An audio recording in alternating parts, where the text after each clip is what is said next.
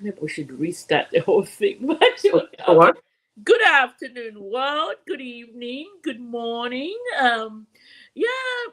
It's a wonderful Sunday afternoon over here in Indiana, in the Midwest of the USA. And like I've been getting all these calls, texts every week.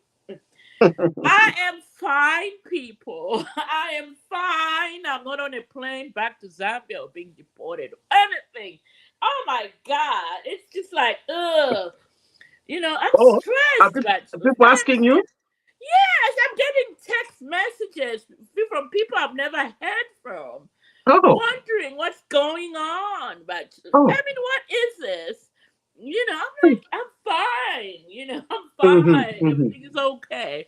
So Yeah. anyway, welcome to the podcast, and it's February the 16th, 2025, and here we're here to, give our take on the various breaking headlines news out of the motherland. So yeah, welcome back, and it's a wonderful evening. So let's bring in Vatlufia to do your thing, and my handsome lost doctor from out of the blue waters of Puerto Rico. He's finally here today as well. Mm, So yeah, let's go.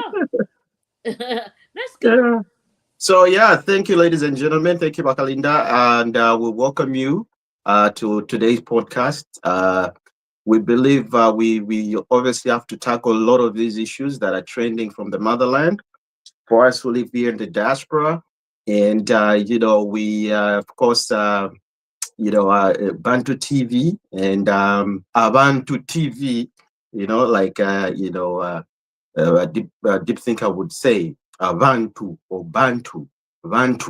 You know, so it's a spirit of Ubuntu that we're trying to show, meaning that we can come from different backgrounds and still be able to have divergent views and still meet at one point where we can agree on one thing, is that we want to see Zambia reach at the peak where it's one of the leading developed African nations. So yeah, there's so many issues to discuss. My name is Chanda Chulofia, and I'm broadcasting live from Ontario, Canada. And I will welcome you to this. Today it's not even beautiful, guys. There's a lot of snow. There's a lot of snow. Khalid couldn't even go anywhere. I was like, I'm not going anywhere, you know. So there's a lot of snow. I saw about Doc. There's a lot of snow now today. I mean, it's been snowing since yesterday. Welcome to the show. The dog is having a good time over there in Puerto Rico. I Um, can just imagine. the whole weekend I spent it on the beach. Nice, Um, nice. anyway, thank you very much, everybody. I Yeah, I've heard that Canada is receiving a lot of snow today and yesterday. So I'm glad I'm out of there. I'm here in the warm Caribbean weather, away from the cold weather in Canada where I normally reside. That Anyway, was thank you very much for welcoming me, and I look forward to today's discussion. Uh, I would say there are a lot of big, good ticket items, and of course, there's again one third, not such a good reading regarding the Congo situation, but otherwise, we're going to discuss a lot of positive uh, Mm-hmm. events happening in our motherland, Zambia. Thank you. great. So maybe before we actually start with the topic, shall we maybe observe a minute of silence to the founding father of Namibia, Dr. Sam Nujoma, who died yesterday at the age of 95. So our neighbors there have that funeral. So I think we should, observe a minute of silence just to remember the contribution that he made towards the emancipation of Africa as a whole. So let's start that 1 minute observance starting now.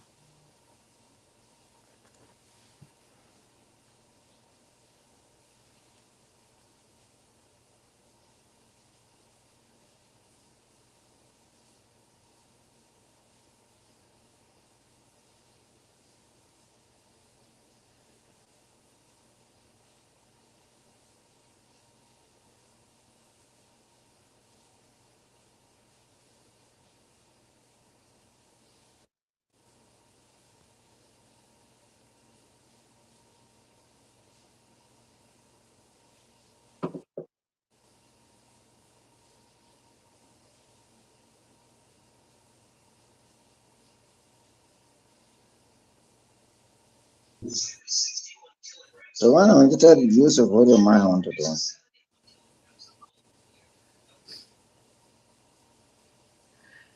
All right. That minute of silence is over, gentlemen. And while we had that 1 minute of silence, we've just been joined by my cousin, Humphrey Gile in Mazabuka. Kaze, Kamwamba. He probably can't hear me. I guess the network is playing with him over there.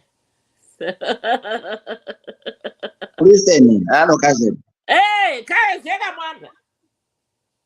Kabo tukamamba. So excuse me, I have to break character for a minute.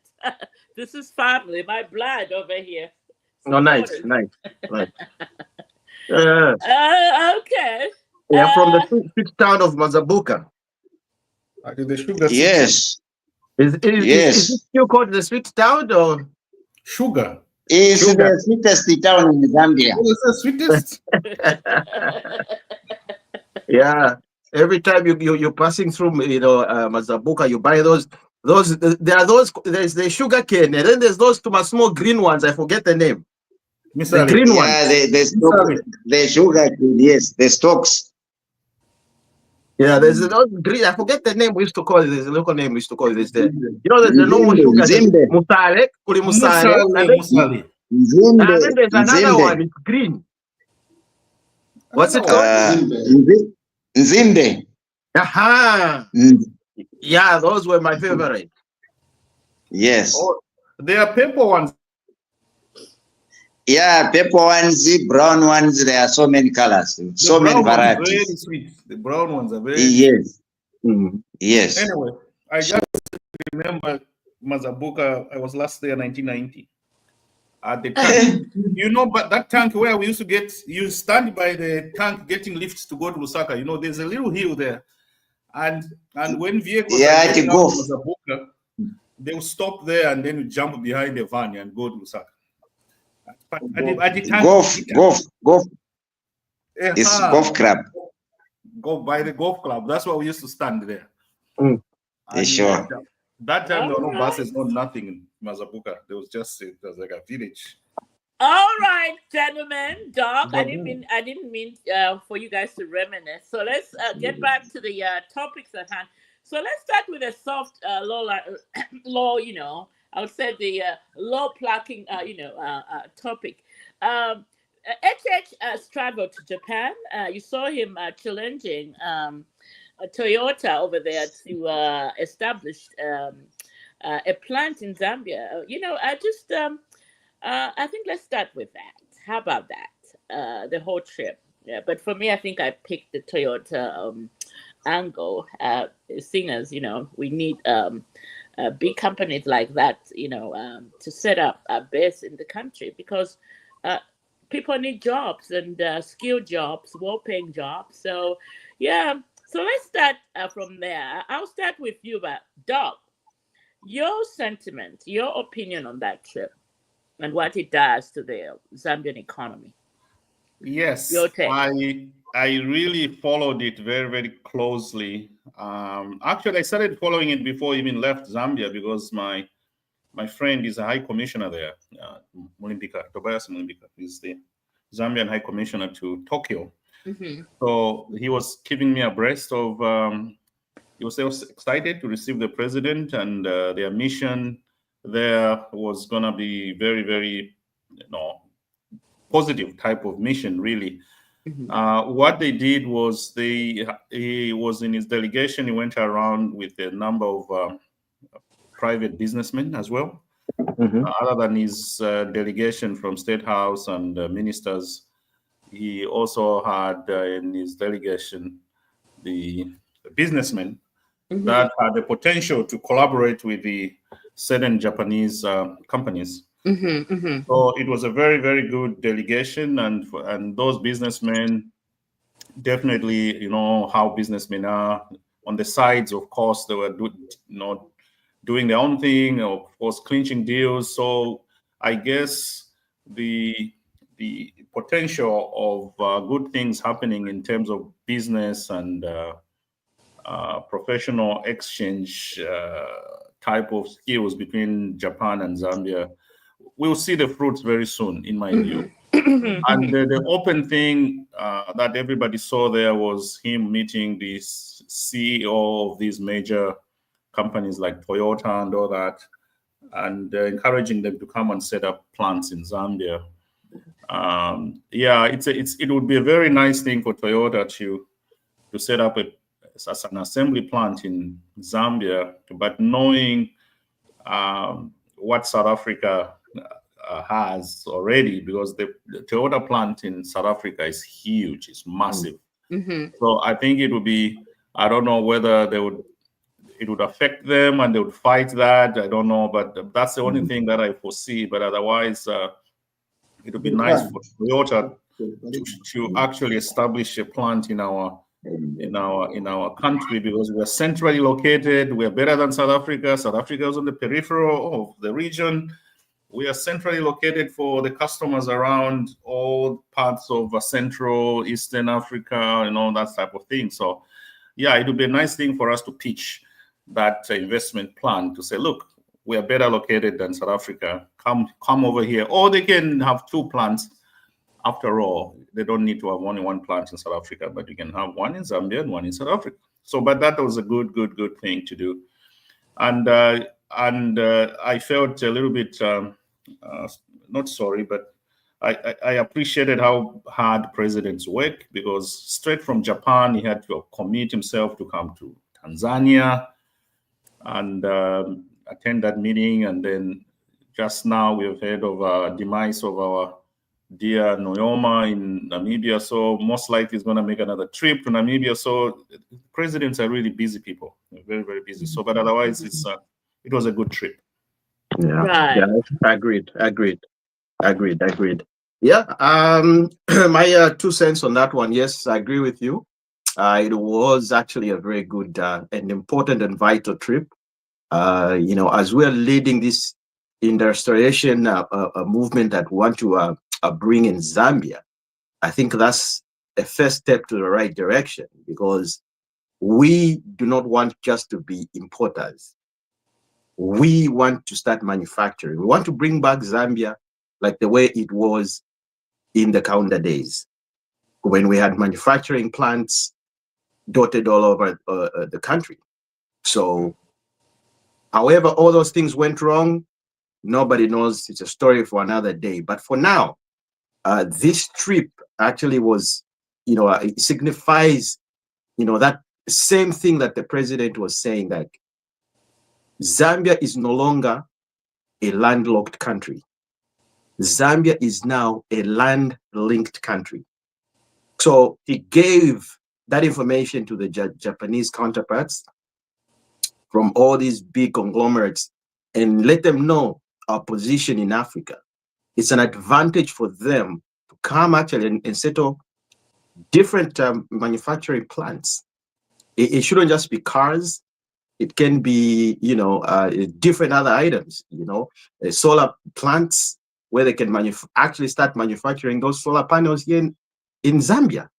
Now, I think the angle that maybe he was touching at is EV, because he mentioned the vital minerals that we have, lithium, manganese, copper, cobalt, and all that stuff, which are actually used in the revolutionary EV vehicles.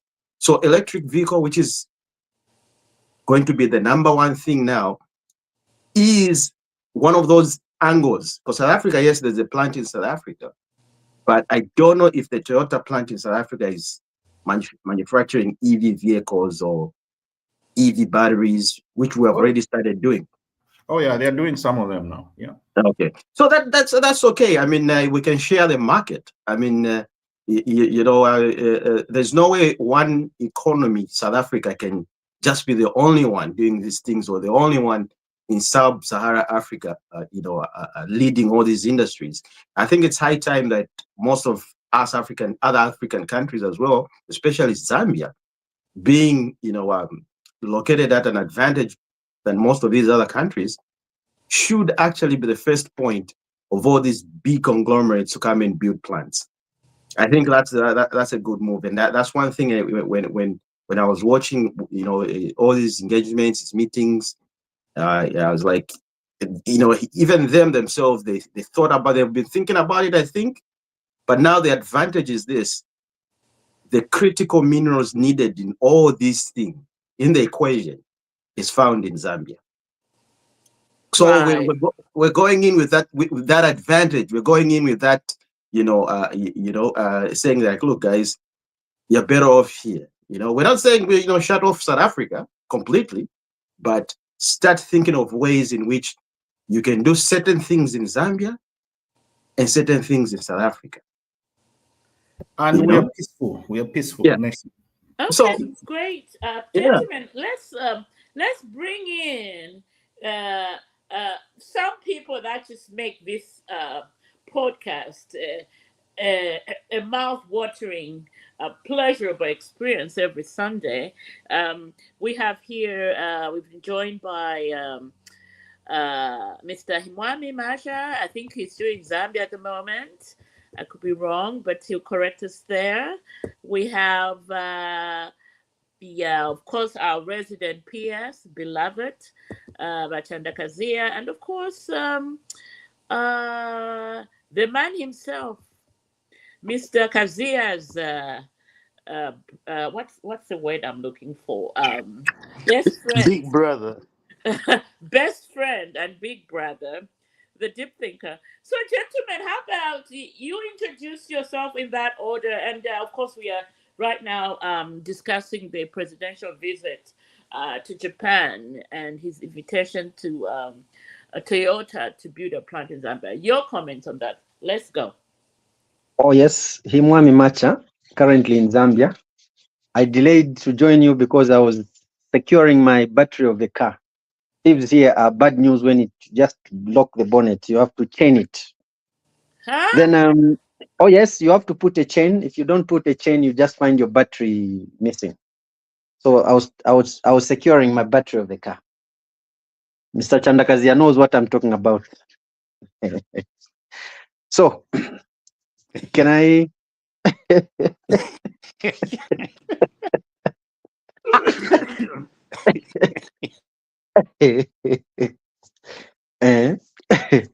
so on HH's visit to Japan,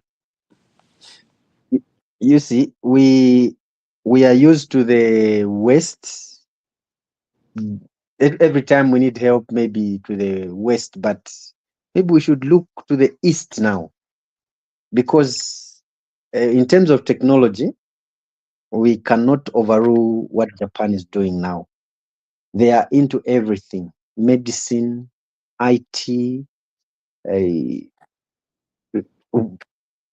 basically technology. They are miles ahead. We cannot do without Japan. Yes, we have China, but variety is the spice of life. And for Japan, we are talking about a country that has not been, that does not meddle in our politics. They just, if they are to help, they help where they can. But like meddling in our internal affairs, they are not there. And our location as Zambia, if Japan companies are to come and put up manufacturing industries, they'll be targeting the Comesa market. We are centrally located, and Zambia would not be their only market for their goods. All our neighboring countries, with ease of roads and communication, Japan can have a big market. Japan is also into telemedicine. You see, we have that cancer disease hospital. Yes, a lot of equipment was gotten from China. Why not try other countries?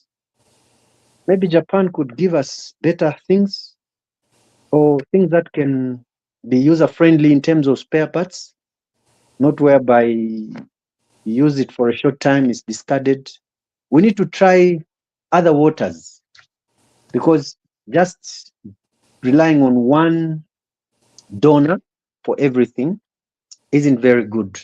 So I like what HH did to try to sail in other waters, and also he went on a commercial flight. I yield. Right. The resident PS, our beloved. Wow. I'm Kazia.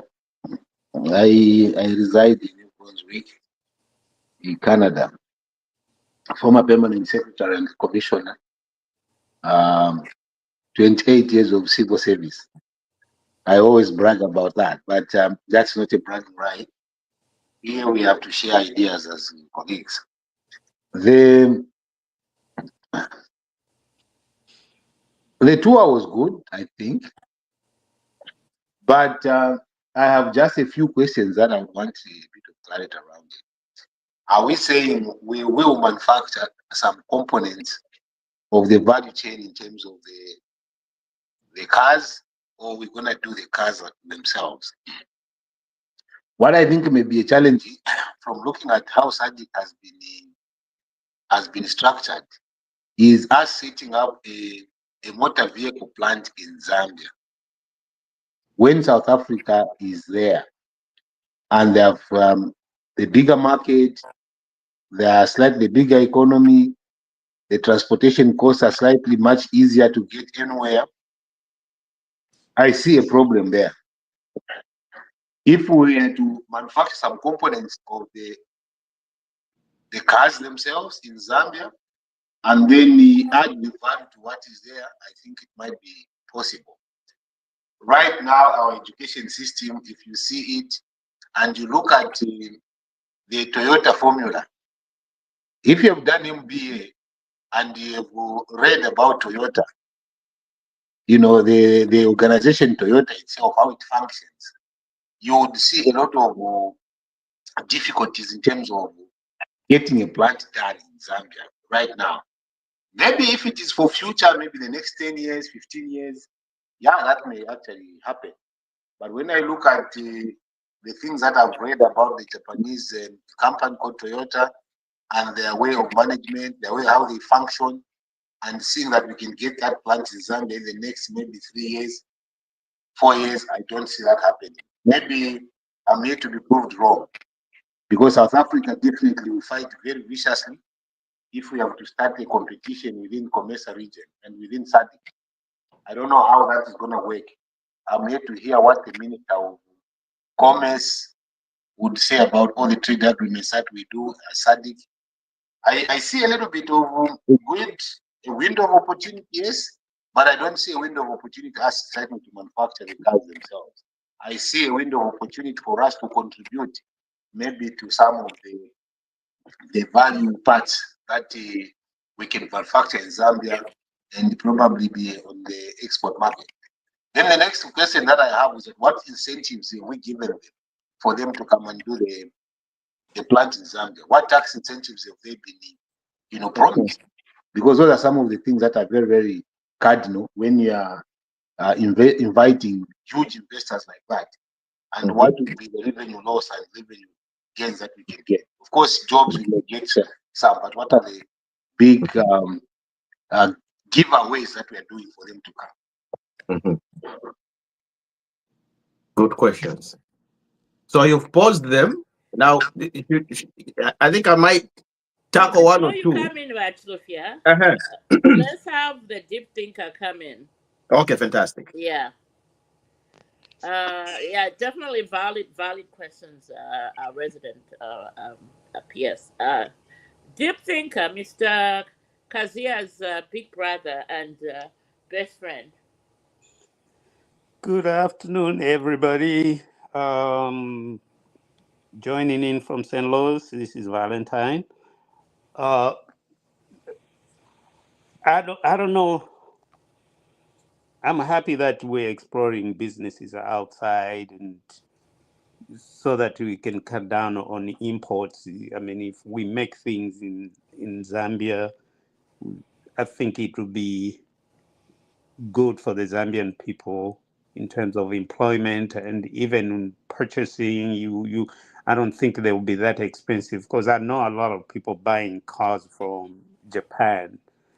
A lot of people that I know have bought from there. So if we have a plant in Zambia, we'll have employment there. We'll create employment, and anytime anytime that people are employed, then it makes lives better for the Zambians. That's my take on that. I yield. Great. Great. Yeah, I'd like to look at quickly. Oh, come in with your comment, with your answers. I thought you said you had some answers too. Because Yeah, Wakazia has posed a couple of questions. First of all, he's not sure if the idea of reaching out to Japan and for them to come and put up manufacturing plants here, is it? And then the question was, are they going to actually put up a manufacturing plants for vehicles? Okay, those details are yet to be known. But what I can say is, it can be parts. Okay, we can just be adding value to the chain. So when it comes to every other thing that we need in terms of parts for vehicles, Toyota is an African brand name. Every other African country uses the Toyota car, and the market is huge. And I don't know where in the agreements that we have with SADC, where it stipulates that South Africa should be the only sole proprietor or sole major distributor for Toyota vehicles. So I think the business is open for all, and the cake is huge. Everybody will have a share. In Zambia, we need that share as well, looking at how well we are located, of course. And then you also talked about incentives, like what incentives are we giving them for them to come to Zambia? Okay, so I think if you listen to the president, what he was saying, he was actually giving them that incentive right there and then. He was telling them, like, we have all the necessary raw materials that you need. We have them.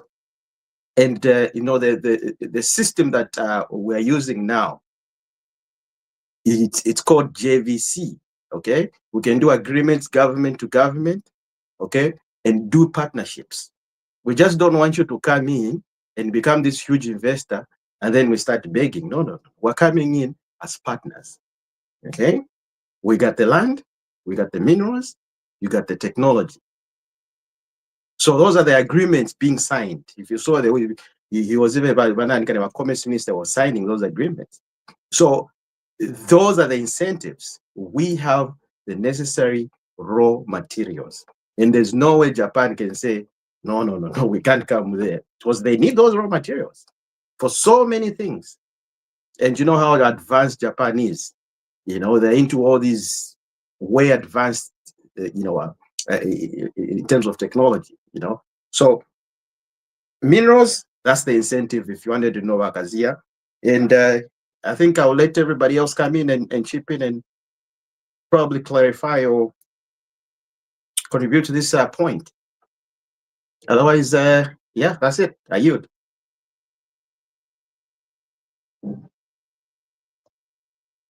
I just have one comment to make. Rakazia mentioned something which is very important to say. The way Toyota operates, the way the company Toyota operates, and those people that have done MBA, it's one of the subjects that you study. And apparently, I'm one of those people that have studied doing MBA by Kazia. Yeah, because I have a lot of time on the beach. Oh my goodness. And I'm studying the Toyota production system, which is known as TPS, and the Toyota way. It's called Toyota way. Yeah. So I'm doing that. That's one of the exercises they give you. One of the things that they tell you is the raw materials to obtain raw materials, you have to establish a plant close to the source of raw materials, because that's one of the biggest costs in production. So having said that, Zambia has got raw materials now. That it's part of it will actually it will be a very good thing for Toyota. When you look at their Toyota production system way, or what the so-called Toyota way, they want to establish their plants as close as possible to the raw materials needed. They don't want to transport things miles and miles away. So it all falls well with the Toyota way of doing things. I think we are in a good position in that aspect. The only thing, as we have said, is the competition that we might face from Toyota South Africa. But I think they can find a way of. They're very good businessmen. They can find a way of sort of, as like the other Chanda has said, probably you can split the business into two sectors, like part A, part B.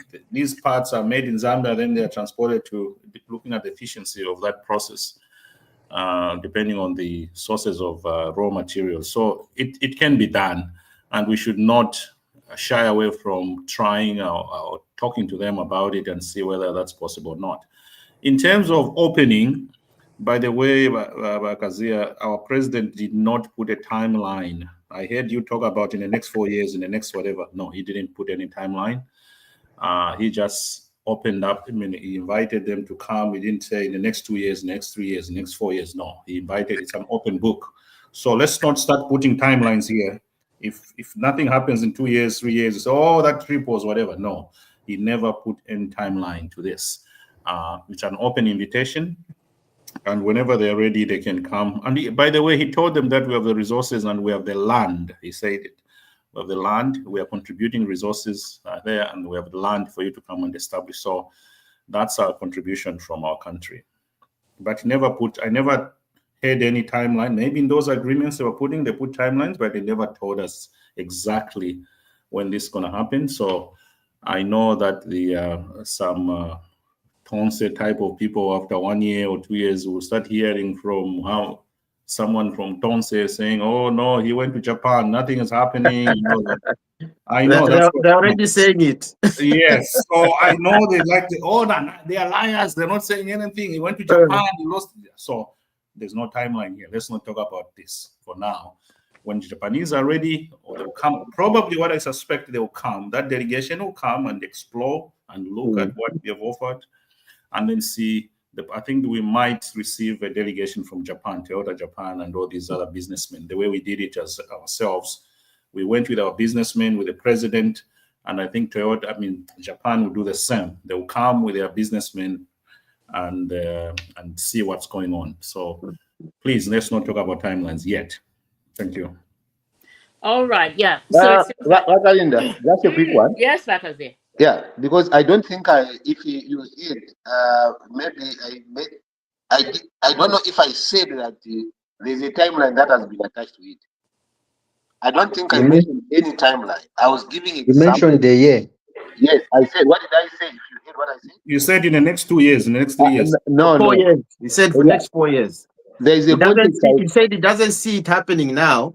Maybe in the next 4 years or something like that. It was actually me saying that I do not see this happening in the next 2, 3 years or 5 years or something. I was saying this is a futuristic investment, which is good.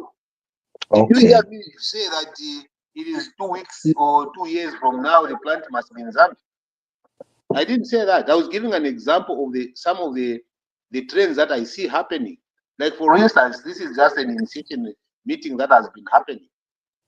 And that's why I was talking about what incentives have been given for them to come here. Lachanda said, oh, the minerals that we have is an incentive. I said, oh, well, but I was talking about what tax incentives are they going to actually have as they come to open up these plants here? Is it something, if we don't know, we don't know. We cannot speculate that there are incentives given. But it is a question that we must start to think about. Say, okay, if these people are going to come here, what incentives have they been given? No, but you just said incentives. You didn't specify whether it's tax. I gave a list of tax incentives. Yeah, so that's a different. What do you think? All Maybe you were right. listening. Okay. The Thanks, problem, man. I think, Wakalinda, this is something we must, colleagues, we must avoid. And this is just getting serious. Because you see, when someone is giving the context of the matter, when you want to assess it, analyze it from the context. Don't say you said this, and then you leave the context under which something is said. First of all, I said these are progressive things that every country would want to have. But then look at these matters. If we don't have answers for them on this forum, it's okay. We can still ask, and then people can give us a little bit more details. And then we come back to the conversation on these matters. But when we start saying, oh, no, I think some people are going to come after 2 years, let them come. But if they come and make that, you clear the air by giving them right information. And you see, politics being what it is, it will not be far away from this conversation. It will come. But it is important what kind of information are you providing when questions have been raised. For instance, Daniel has brought one thing which is very important, the access to raw material. But don't forget that there's a Banguela rail line being done right into the heart of where the minerals are, which are going to be now exported to USA and other places. Are they talking about creating such? How are the competing needs that we have the Japanese colleagues under Toyota who wants to set up and have access to raw materials, which is there. And then we have another competing bloc, which wants to come and extract. Of course, I would love the people that are setting up in our country, creating the value chain within our country to be the ones that will give preferential treatment. So when these questions are being asked, it's not in the negative. Look at them from the point of view of a discussion. I submit, Makali. Anyway, I think I already answered you on that one when it comes to incentive. Agree to disagree. But that incentive, I think it's plain to see, or it's clear to see that we have that's the number one thing. When it comes to more details, when you're talking about tax incentives, that's a whole different animal and a whole different topic altogether, because those are the nitty-gritties of when you now reach on the final stages of an agreement, business agreement. Okay, at this stage, the president was there. He was telling them, "We have the necessary raw materials you need," and any advanced country will say, "Yes, we need these things," and it's costing us a lot of money to acquire these things. If we had a plant in Zambia where those materials are and unexplored at this point, and being illegally mined by all these other so-called investors, okay, we should have proper business, entities that can come in and, 25 Zambian businesses went to Japan. In conclusion, same thing. Businessmen from Japan were listening. They have the interest. They will come here. Some will start putting up, plants or mining or mines, really, because it's not just, we're not just looking at building a plant for parts and all that. Even the extraction industry. So they'll come in, even in the health sector. And we know JICA. JICA has been a huge name in the Zambian community for years and years and years and years. They've done a lot in schools, hospitals, and we just seeing this thing to trigger or really to amplify what they've been doing, because we cannot just be targeting one item, but if we can also target other areas, education, health, agriculture, I'm telling you. But to start talking about tax incentives at this stage, I think it's too early. No, we can't be talking about tax now. You can't say that. You can't. We are done. This is the conversation. Back and forth.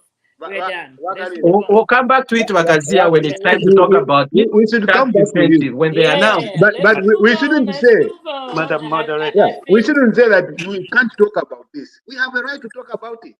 Not at this stage. No, but if you don't have answers for it, it's okay not to have answers, but don't say don't talk about it. If you don't have answers, we're saying at this stage we will talk about it. Okay, like I told you, we don't have the nitty-gritty details, because those are the details. I think that's a much better way of answering it. We don't have the nitty-gritties, but don't talk about it. Because these are just initial stages. My initial stages. Eh? My initial Gentlemen, stages. Madam Moderator. let's agree to disagree. This is a topic that is going to be highlighted in the news from time to time as we get all these, detailed information on the actual deal. If there will be a deal in future, then we can have that conversation again. Right now, we are speculating based on the presidential visit. The That's deep the way thinker I wants look to say at it. something. Oh, Dip think I didn't hear your voice. You had something to add? Yes, ma'am. I think let's not. What Lakazia is saying is that in the planning process, when you plan a project like this, you have to think about the blind spots, possible blind spots in the planning. So Lakazia is saying, let's not forget the tax incentives down the line as we go. It could be now, it could be 2 years, 3 years, 4 years from now. But those are some of the things that should not be ignored if we plan to bring these plans. I think that's what I heard from Lakazia. No, he wanted to know the No. percentage of Yes. taxes. That's not what he said. That's not That's the our question. president gave them. Even You see, this is One where even person at may a I I time. never said may they I tell me please the percentage. I never may, said you can play back. You said you want to know what Want to tax know what percentage incentive. was given to them. No, That's what you said. You can play this backwards, and you can first of all, you can even exit and you could play back what I said. I never said I want to know the tax percentage given today. No, I was talking about that these things are a chain of things that act.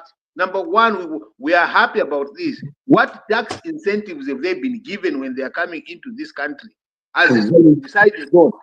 What Yes. so you answered the question. You answered to say Yes. we are not aware. This is okay, it is there. Yes. But you see, you cannot come and say, no, don't talk about it now. No, you can give your answer up to the point at which you know. And then we move on. It's not a question of At this people stage, went quiet. there was nobody who talked about it. It's too early. It is me, but you see, Dan, you He's talking cannot about how much electricity will I be paying to don't manufacture what I've not Gentlemen, said. one person at a time. What I want to be clear with my colleagues here is this, and it's simple as well. Is that if you do not have that, don't say that you cannot talk. It's too early for you. Yes, not for me. I'm asking you the question. So just answer my question. Don't go into say you should Can we push a question? I'm my question. You want us. I don't want you. Ask the question. You want us, according to your question, you're saying what are the tax incentives? And according to the tone of your language, you want to know it now, today. No, we've just told you these are early stages. There's no way we can start talking about tax issues. Okay? And besides that, this is not a preview of us UPND members. Waliwama experts that are going to go into those kind of details, and they'll be able to come and explain. And once they explain, then we'll know what the details are when it comes to tax incentives. Now, what is the question? President 2 days ago. What is your question, tax incentives? What is your question? Na business na plant tabalapanga. Okay, we are losing. I think we are losing. Let's close this topic right now. At this point, we don't know what tax incentives are in place. When we are aware of that, we will discuss. In fact, deep thinker, that is precisely because when I was saying, you gave a very good summation of my question. My question was not to say today they must now bring the agreement which they've signed, trade agreement with the tax incentives with the percentages of the profit and losses. No, I'm not that dumb to say that, oh, this is what should happen today. No, but these are things that as we are conversating and as government is looking at these things, this should be part of the conversation that the broader people in the country would want to know. But these people come at a later stage when you start to explain now the implementation process because they haven't even been here. They haven't even created anything. Zero. It is just talk. Even if the president, for instance, if the president discovers that what was agreed there, people have changed it, he can cancel it, and it will still be okay. It's not that now when he says no, we're not proceeding with that, therefore now he's wrong or he's what. No, matters come as arising, and these things we've been saying, like, things have happened because the president has pronounced it. When it comes to the reality of some of the things, he may say, we can't even start this conversation. You Toyota can come in 2026 to come and look at this, or 2027. There are different stages of this thing. I understand that. All right. Fantastic. All right. We are done. We're done. Let's move on to much more interesting topics like Liverpool losing today. What? Okay, that's me. Anyway, let's move on to the next topic on government finally made an announcement yesterday that they ended the one single sourcing of fuel by that what is that company from India? What's the name of it again? And Agro-fuel. Agrofuel. There you go. Yeah. So they ended the single sourcing of fuel and invited a lot more players in the market in the hope that along the way the price is going to go down. Uh, I mean, I don't know why we're doing now. Why didn't we do it 3 years ago? Why are we doing it now? It just doesn't make sense to me. But I guess it's welcome news. I mean, to the Zambian consumer. Um, so, your gentlemen, your thoughts on that? Let me start with somebody. Actually, somebody has been here the whole time that I ignored. Not that I ignored. Crispin, are you there, my brother from another mother? Or maybe it's just listening in. Okay, let's start with the man who likes to talk the most, the deep thinker. Your take. So I don't have much to. I don't have anything to say about that because I haven't really read that yet. I'm not familiar with what has happened in that area, so I'll yield. I'll yield my time to Lakazi. This bromance is killing me on this podcast. Our beloved resident Pierce. Your thoughts? I think it's long overdue, like you said, Wakari. It's long overdue. That shouldn't even happen in the first instance.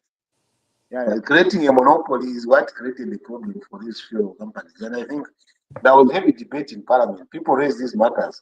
So it's long overdue. I think it's a welcome move. Let's see how that plays out. Great. Oh, that was the shortest response ever, but we love it. So sweet. Mr. Mwami. Agrofuel has been the main supplier. No, it's not the only fish in the sea, Yeah, agrofuel is not the only fish in the sea. We need to have many other players on the market. Maybe the price they were quoting was high, and maybe someone can offer low quotes. After all, business is about negotiations. It's also about having a variety of people to deal with. In this time and age, you cannot have a monopoly. You need 2-3 players. What if the company just folds up? Imagine what would happen. We are talking about fuel, the lifeline of Zambia's industry, and you just give it in the hands of one individual company. No, they will dictate terms and conditions. It should proliferate, just like there are so many teacher unions, 16 of them can as well have 16 suppliers to government. I yield. Great. Doc.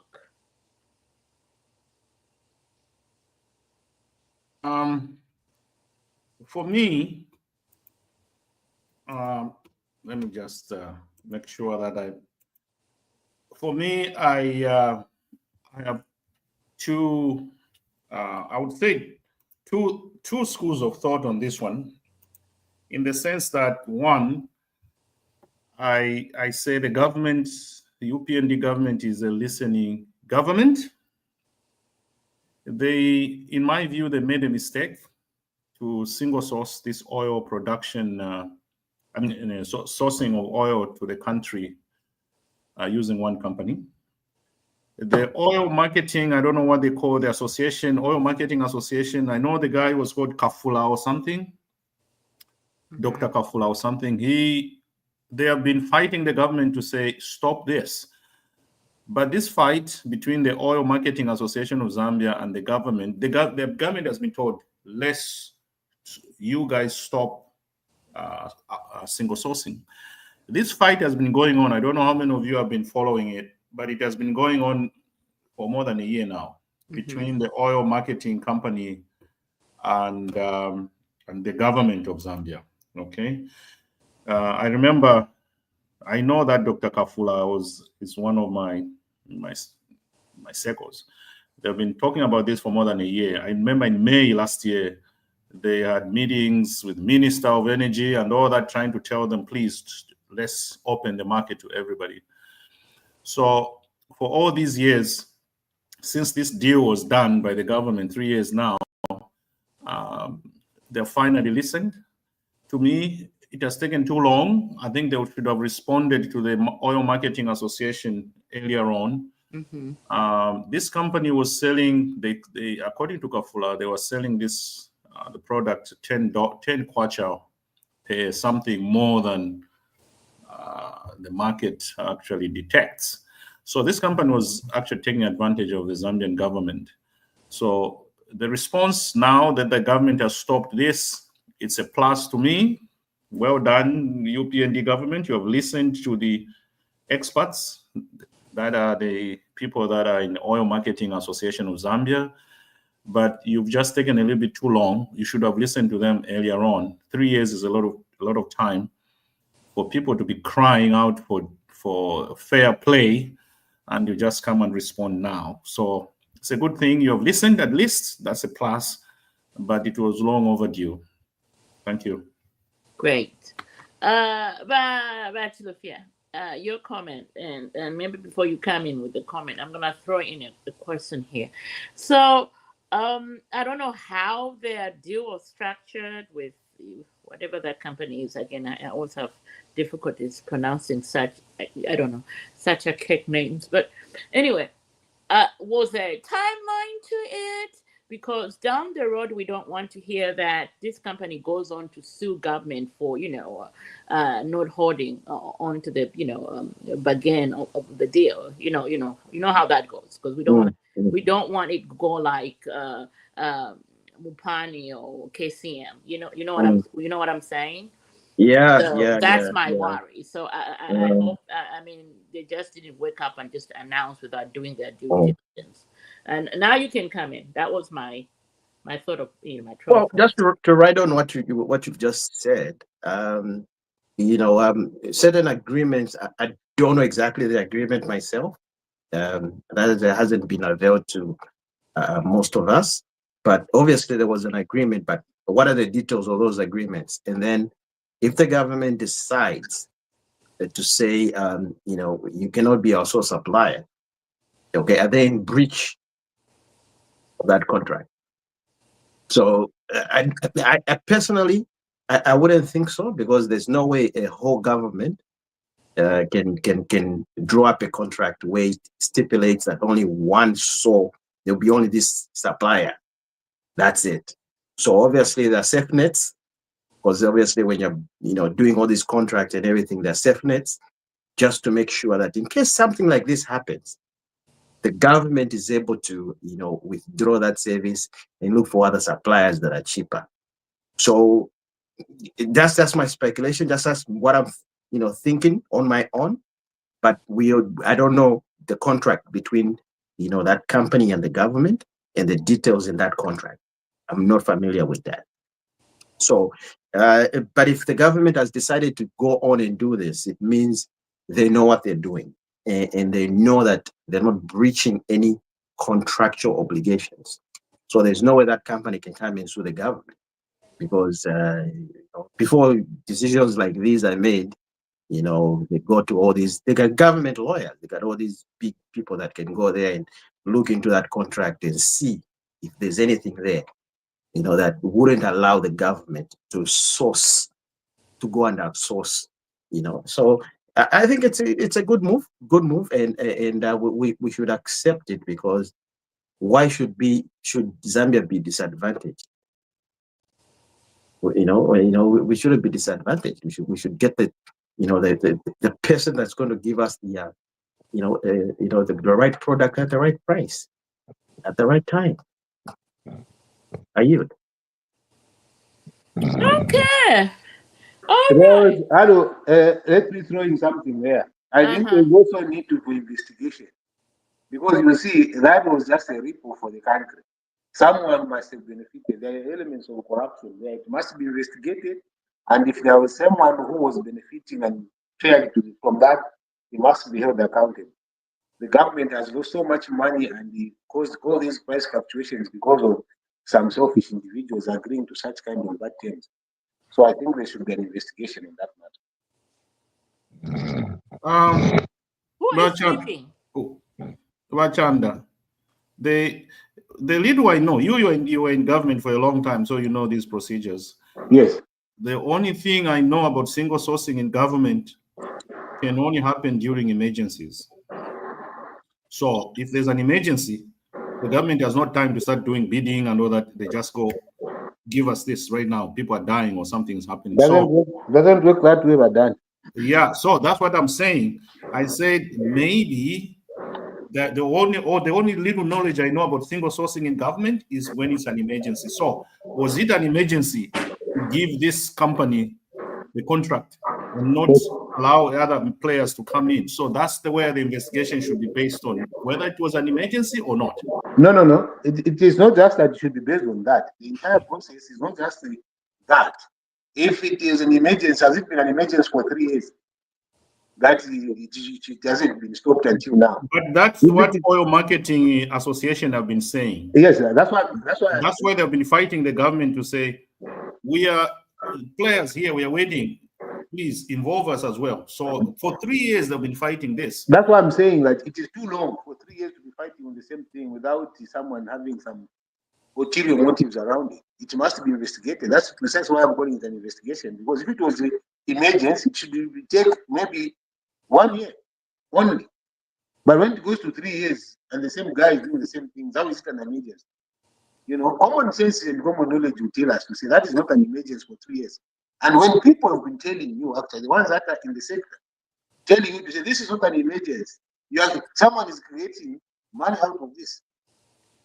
Because you and me agreed to say, I don't know if you agree with me or not, that 3 years cannot just be an emergency. But where I'm standing, I'm seeing a lot of elements that must be investigated. Why did it take so long? And people have been complaining, and these are experts that have been complaining about it. Why were they not listening? No one is asking why they were not being listened. Because that's $1 million person. Why didn't you listen to the experts? Bring the information here so that we see. That is what we'll be asking. Those are the questions that are very critical. Right, and for the first time ever, I am concurring with our beloved resident PS. I mean, like I started, 3 years. Something is fishy there, people. Something stinks, as we say over here in Trump world. Something stinks really bad. All right. Shall we then move on to the next topic? And that topic is that of the arrest of the former ZAMSA Director General, Mr. Victor Nyasulu, a former director, Ms. Nalishewo Siyandi, and another director, Mr. Chimunya Habadu. Or should we say the Habad? Okay. For the many transgressions that happened over there at Zamsa in terms of, they are adding of contracts to 26 companies. Just overall wasteful expenditure that happened during their tenure. Gentlemen, as we continue this fight on corruption, and I know there's been a general consensus that this fight against corruption is targeted at certain people. Here we are, directors and the former CEO, so to speak, at Zamsa, paying for their sins. Your comment? We'll start with the man who speaks the most on corruption today, our beloved President Pierce. Let's start with you on this, and then of course the dog. What about the new guy? We got a new guy here. In that order. Yeah. That's what the muntu waju. Muperenko chansa alande kona yena. Crispin is not talking. I've called upon him. He's not talking. Yeah, no. I asked we had Hanifa here, but Hanifa is my friend. What is the last name of Crispin? Jolwe. Oh, okay. Yeah. I don't know him. All right. Let's go. I thought it was Crispin Muvamba. Oh, Crispin. Okay. Yeah. So yeah. Anyway, you're calling my people again. Dog. Echo. Chandakazia, please. Chandakazia, the dog. I was about to start talking Mr. and then I was about to start talking and then someone interjected. That's why the mic remained on. Go ahead. You see, I think there's more to it than meets the eye. I have no full details about the arrest and what Nyasuru did in terms of what others have not done that are still even serving in government right now. I have a very big problem with corruption. First of all, I detest corruption in whatever form it is. I don't like it. It's bad. But we need to deal with it in a right way that sends the right signal. On this platform, colleagues, I've told you that there's one person that in fact, there are maybe two people that I've spoken about that have openly agreed to having committed those crimes before Park. And one of them bought ambulances, is still in offices. The other one sent 3 million, paid 3 million without any procurement procedures being followed, and he just said, I'm ready to face the consequences. He has never faced one. Nyasulu breaks the same procurement procedures, alleged procurement procedures, and is dealt with. I want to see corruption fight which is across the board. It is bad, but not the way it is being selectively applied is what I don't like. I know I have still at the beehive, so that is my issue.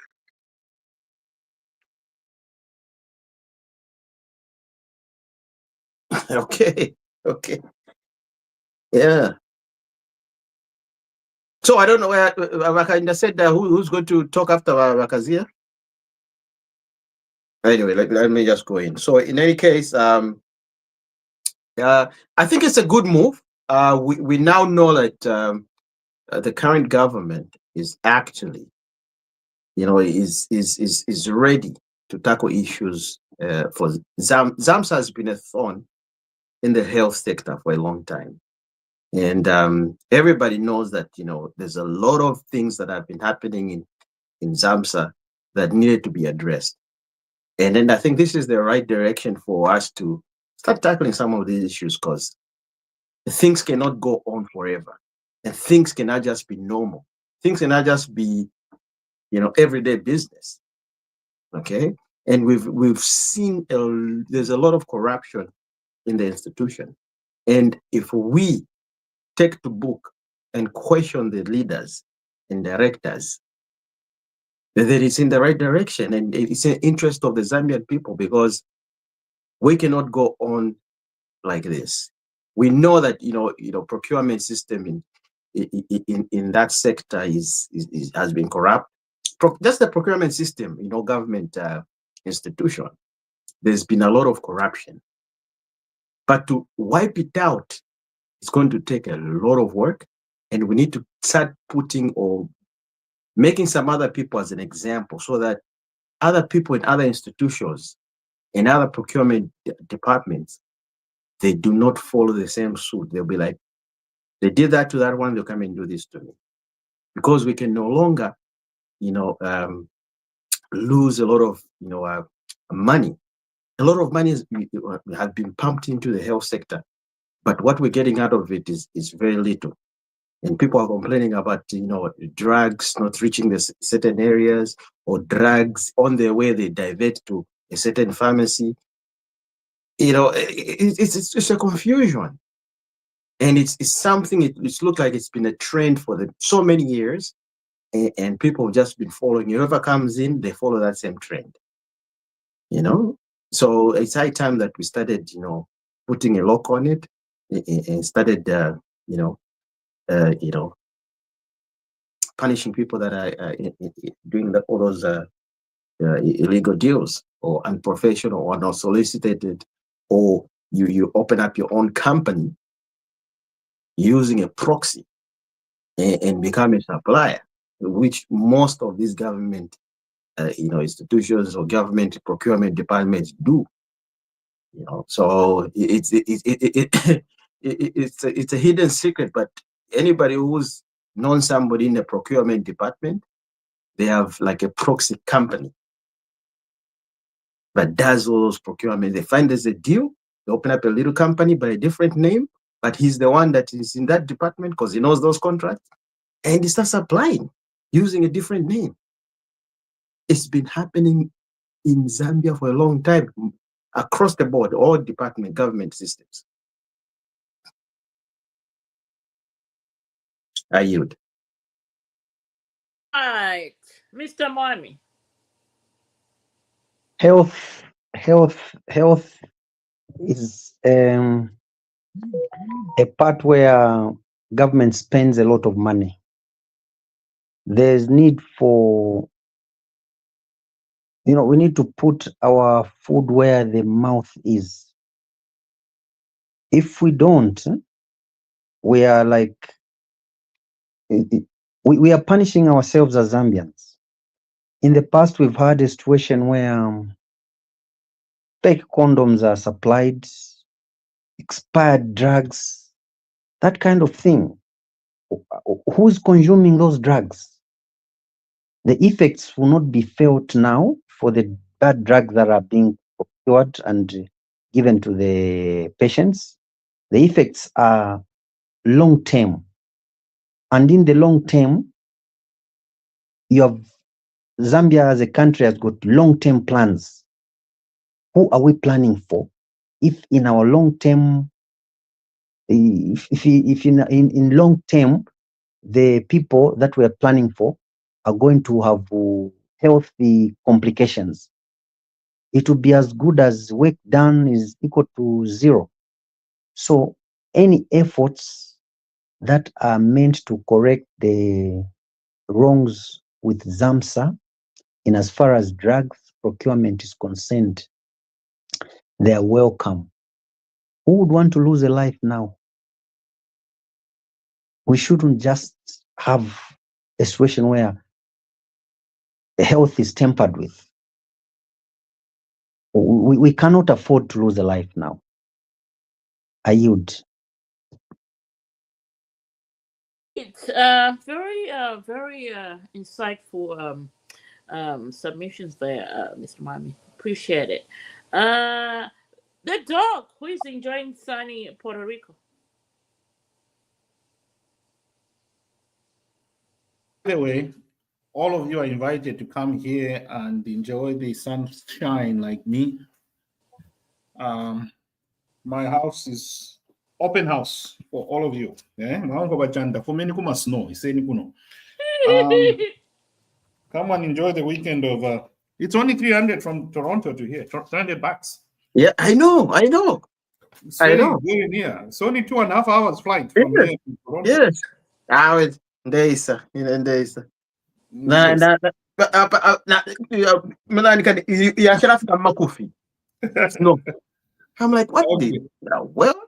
Anyway, Mr. Nyansulu, the general manager for what's this? What do they call it? NIMSA, whatever. What do they call it? Zamsa. Yeah. So, to me, as I don't know how to differentiate the two chandas. Okay.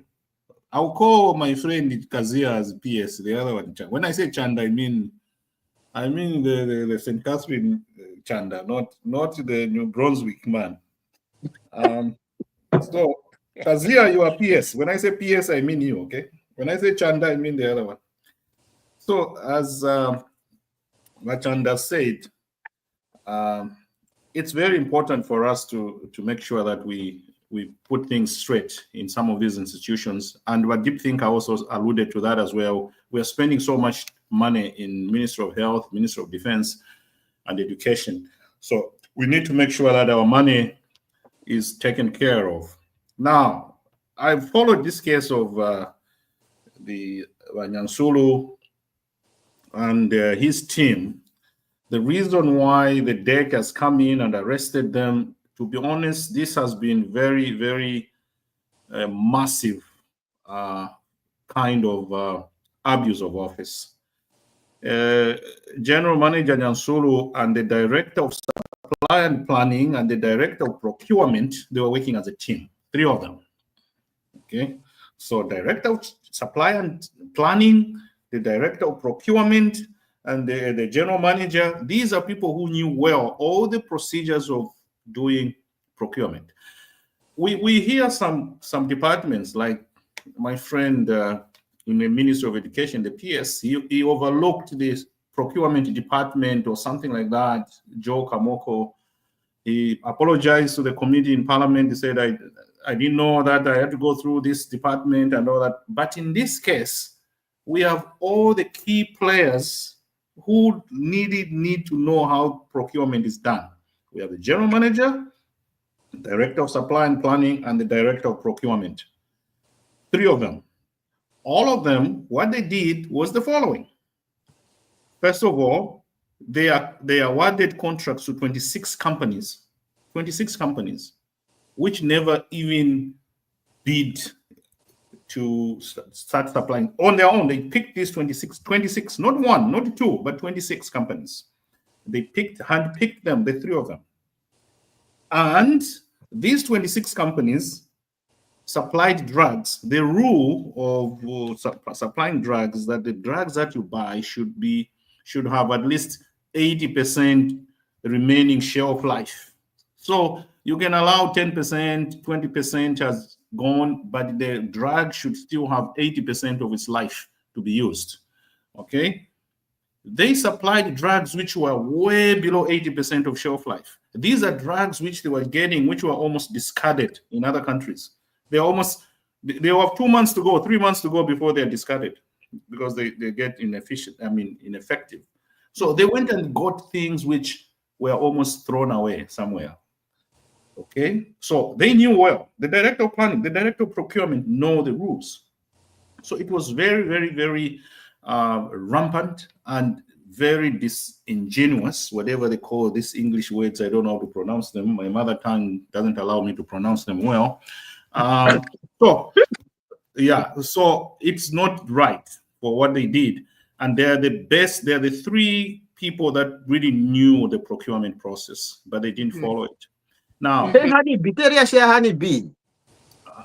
sort of, but to be honest, you don't, and you don't give illegal, I would call them illegal contracts to 26 companies. 26.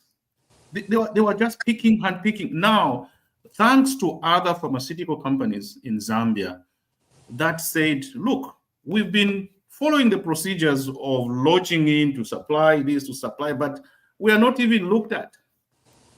And then they went and complained to DEC, look, we've been following the procedures, but nobody even looked at us. When they went there, they found 26 companies that had not even lodged any single application, but they were just picked.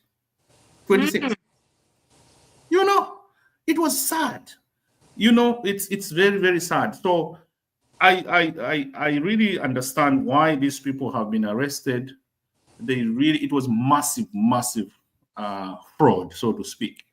And DEC, again, I applaud DEC for listening to those other suppliers other than North 26 that said, look, we are following the rules, but we are never even given a chance to, we are never heard, please investigate how these 26 got the contracts. They go there, they find that these guys had not even filed in any, but they are the suppliers. So it was serious. It is really serious. So kudos to DEC for listening to the ordinary Zambian businessmen who follow the rules of how to supply drugs to the Ministry of Health, and then they uncovered this type of scandal. So to my brother Nyansulu and my sister Nalishevo and Njimunya, the director of procurement, please, let's not do this. It was very, very, very bad. We don't do that to our people. And the Zambian people lost because these drugs were discarded after 3 months. Wow. They didn't have a long shelf life. They bought drugs which are almost expiring, okay?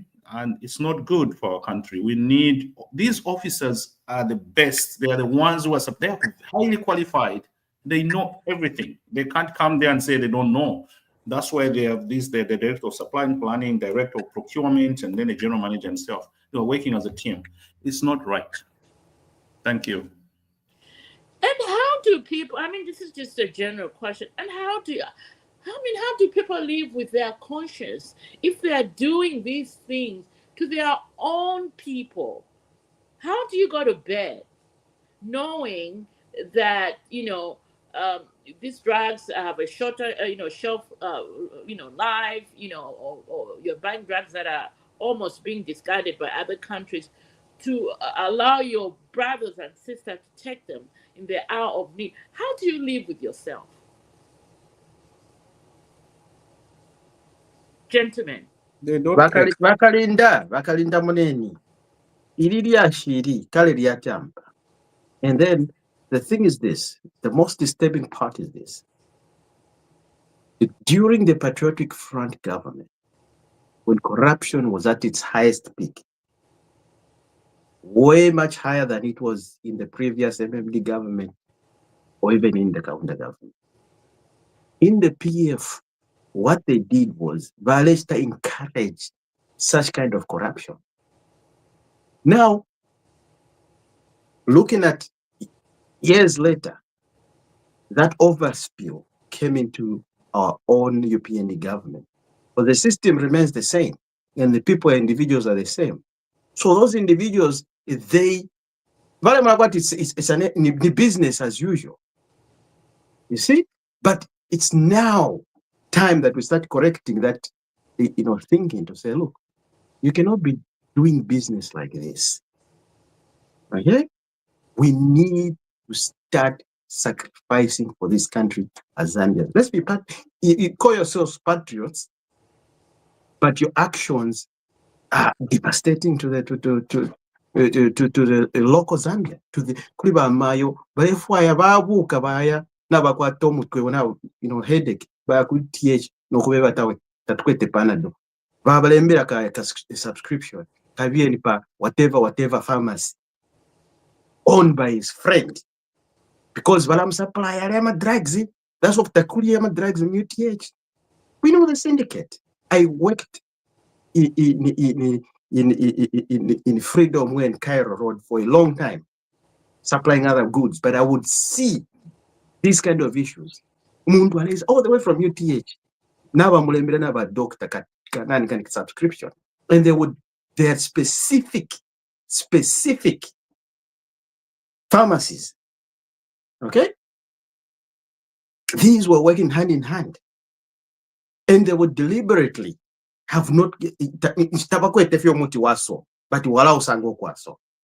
how did they know that you can find it there? Okay?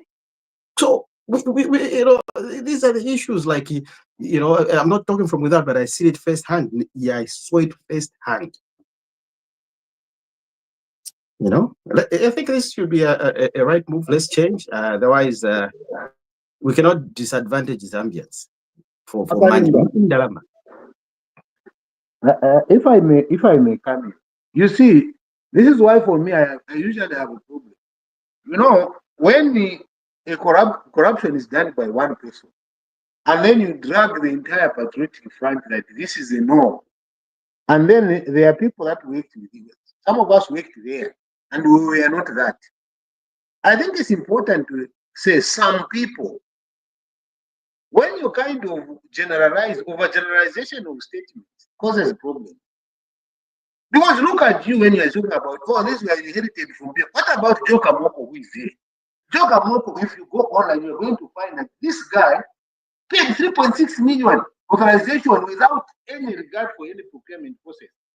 But that is saying that, oh, this is apologize. Apologizing, you break the law and you apologize.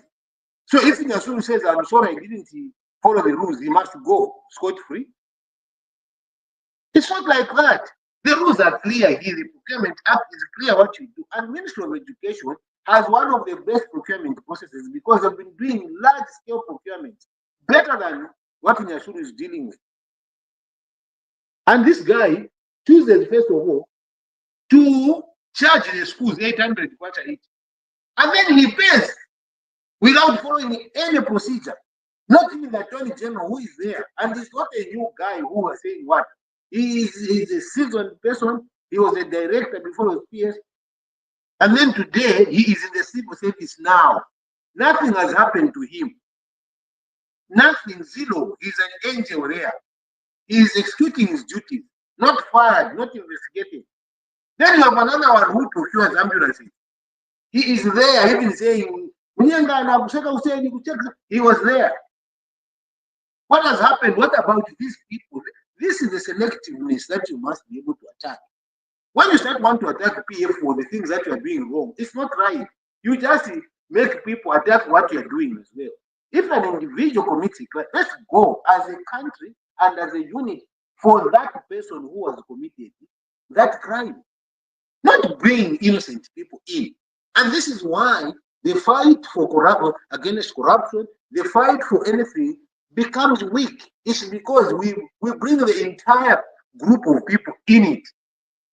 Now, this time I'm attacking you and saying the UPND government has not done anything different from whatever you're saying here. Look at this guy. But this has nothing to do with the UPND. It's Kamoko who did it. Is it UPND? It's not. So for me, colleagues, when we discuss, in conclusion, let's go for the person who has committed the crime, not to bring in political parties inside it. Because if we bring in, we will be bringing examples like I'm giving you one. And then you have nothing to say about it. If anything, you just keep quiet and pretend that it didn't happen. No, colleagues. This guy is missing. We need to be fair to all of the citizens. Nyasulu, if he's facing the law, Kamoko must face the law. That means it the PSC, the local government to procure ambulances, he must face the law as well. It is just clear cut like that. I hear. Wonderful, wonderful, our resident peers. In future, shall we all just agree to disagree that rampant corruption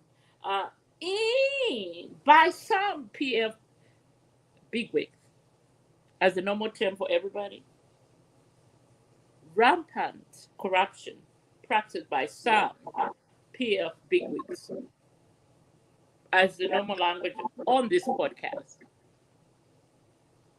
Because we are not saying all, but some. Yeah, just like they are rampant corruption by some UPND members. Yeah, we will agree to disagree. Shall we move on? Shall we move on now? Let's move on. Let's move on. You know, there's a big game today, and I really want to watch Kendrick Lamar tonight. So the next topic at hand that we have today that we really do need to tackle is this shall we congratulate Tonse Alliance for scooping Petauke? And of course, the UPND for winning Pambashe.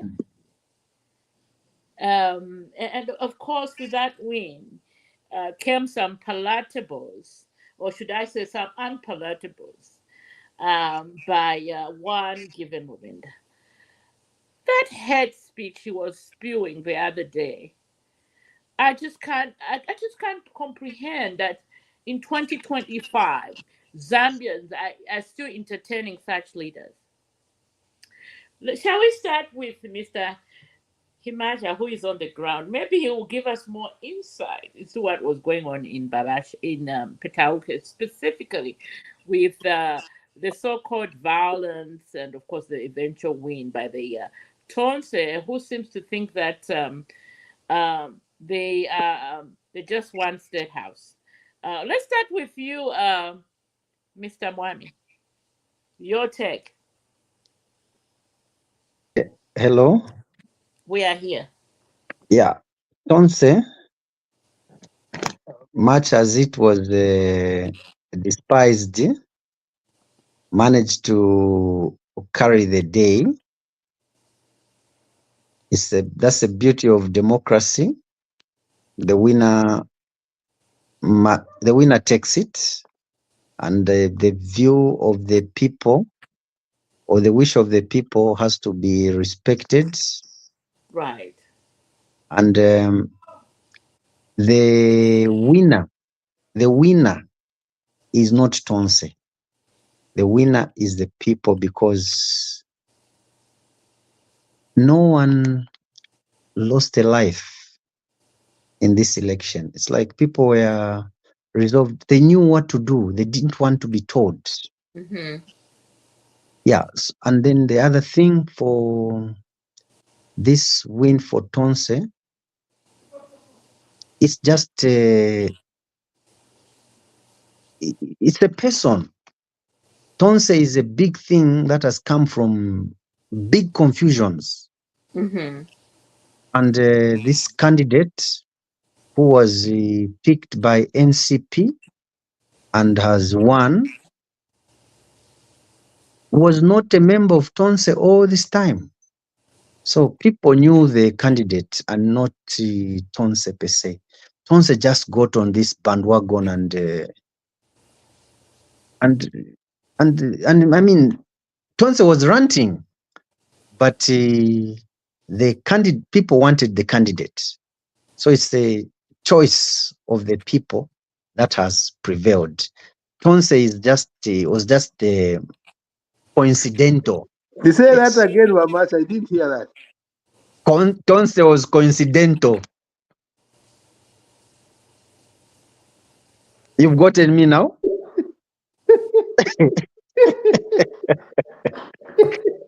Okay. Very true. I agree with you. Tonse was just coincidental. People knew what they wanted. Coincidental win, yes. I agree. Yes. I yield. Nobody's talking about also the hate language that was used by people like Nakachinda, Given Mubinda, warning that the Tonse Alliance will grab community house as soon as they are ushered into power. Because they seem to believe that the money that's been used to upgrade security, what's the word for that? What's the word for it? Security fittings at the house are public funds. Well, Rakalinda, look, I think first of all, let's look at Petauke first of all, the Petauke issue. So Petauke, like George used to say, Petauke, he wanted to build it into Petauke. First of all, the gentleman was he's a local, and obviously the people liked him. And according to information, the way everyone's saying go for Baba, because that's a Senga tribe speaking people. Mm-hmm. They only follow their own. That's what it is. And then apparently, I believe that ati kanje balungu nabe yekumushi bafuma, which raises a little bit of question marks because I don't know. But anyway, that's a story of another day. So to them, they were thinking that, look, we need somebody in Senga. But the candidate that No, I'm talking when I finish. Yeah, let him finish. Let him finish. Then you can come in. Then you can come in. So I think the mistake, me where I saw everything going wrong is when we started calling upon Doris Leah to sit in Petauke. That's when I knew there's something wrong. We didn't have a strong candidate at that time. If you remember, do you remember? They were calling upon Dora. Yeah, Dora's candidate. Yes. Yeah, I remember that. Yes. So that time, I think the UPND were trying to find somebody, okay, a Senga speaking person who can be able to represent us there. We didn't have it. So that's why we at that point we said, oh, maybe we can call upon Dora. But Dora, because of what she's doing and where she is at this point, said no. She, gracefully said no. Now, we brought in this candidate, but the people of Petauke, they wanted their own. And the people of what I've come to discover is this, or understand. Okay? Without, making it look bad, but they are simple, simple people. They just believe in themselves. And that's why, according to all political analysts, even the people that live in Petauke there, they were saying that, look, here in Petauke, we don't want somebody coming in to be sophisticated. Okay? Now you can imagine, JJ Banda wasn't really like, the most eloquent person or the most educated person, right? But he had beat Doris Leah, who had all those things. So it's from there we can learn that the people there, all they want is somebody who can just speak to them in a simple language, which is in Senga, and convince them. So those are the homeworks that we didn't really do. Maybe next time we work on that. But this is a good thing because it shows one thing: democracy. People can vote and go and vote without being intimidated, without being, all these things that people would be rumors they were saying, I know there's no rigging in the UPND government. People will go and vote for the person they want. And they went there. The people of Petoke, they went and voted for who they wanted. That's it. So that's why if you look at the, all these other, with like, okay, in the first place, the time that UPND stood in Petauke, we only had what, over 1,000 votes. JJ Banda had 30,000 votes. I think Dora Celia had slightly over 10,000 votes. Now, us as a UPND government, we're 10,000 plus, and this person was, I forget the number. But look, it's gaining slowly. 13,000. 13,000, yeah. So we're getting slowly, right? And you can testify to all these results to say people, they're slowly switching. And the locals themselves, they are saying that people here, they are very hard to convince. It's not like any other place, they're very hard to convince. And really, if you convince them, then that's it. So it's okay. It's a win for them. But don't say, we can clap for them. You've won. Okay? Tatwakwata jealous, tatwakwata abantu bambi, tatwakwata jealous. Ngara mwina wani. Okay? But what we say is this. Mwira vika pwefi akula danga watu wawida. Kupepa congratulations. Wina. Abalumbonga yafula mwana tukimfu. Yeah, youth. Well, congratulations. Your Tonse won. My Tonse won, isn't it? Your comment. on the win. What I don't see, okay, but first of all, you must be very careful with the comments that you make online. It's very, very important. And the comments of like, oh, these people always look for their own. They are bad.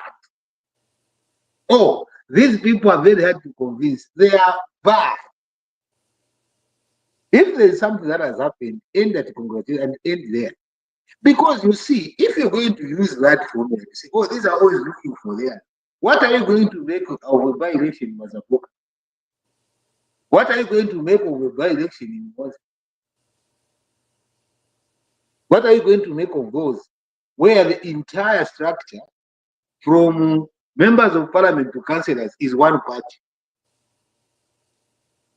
Are you going to use the same language?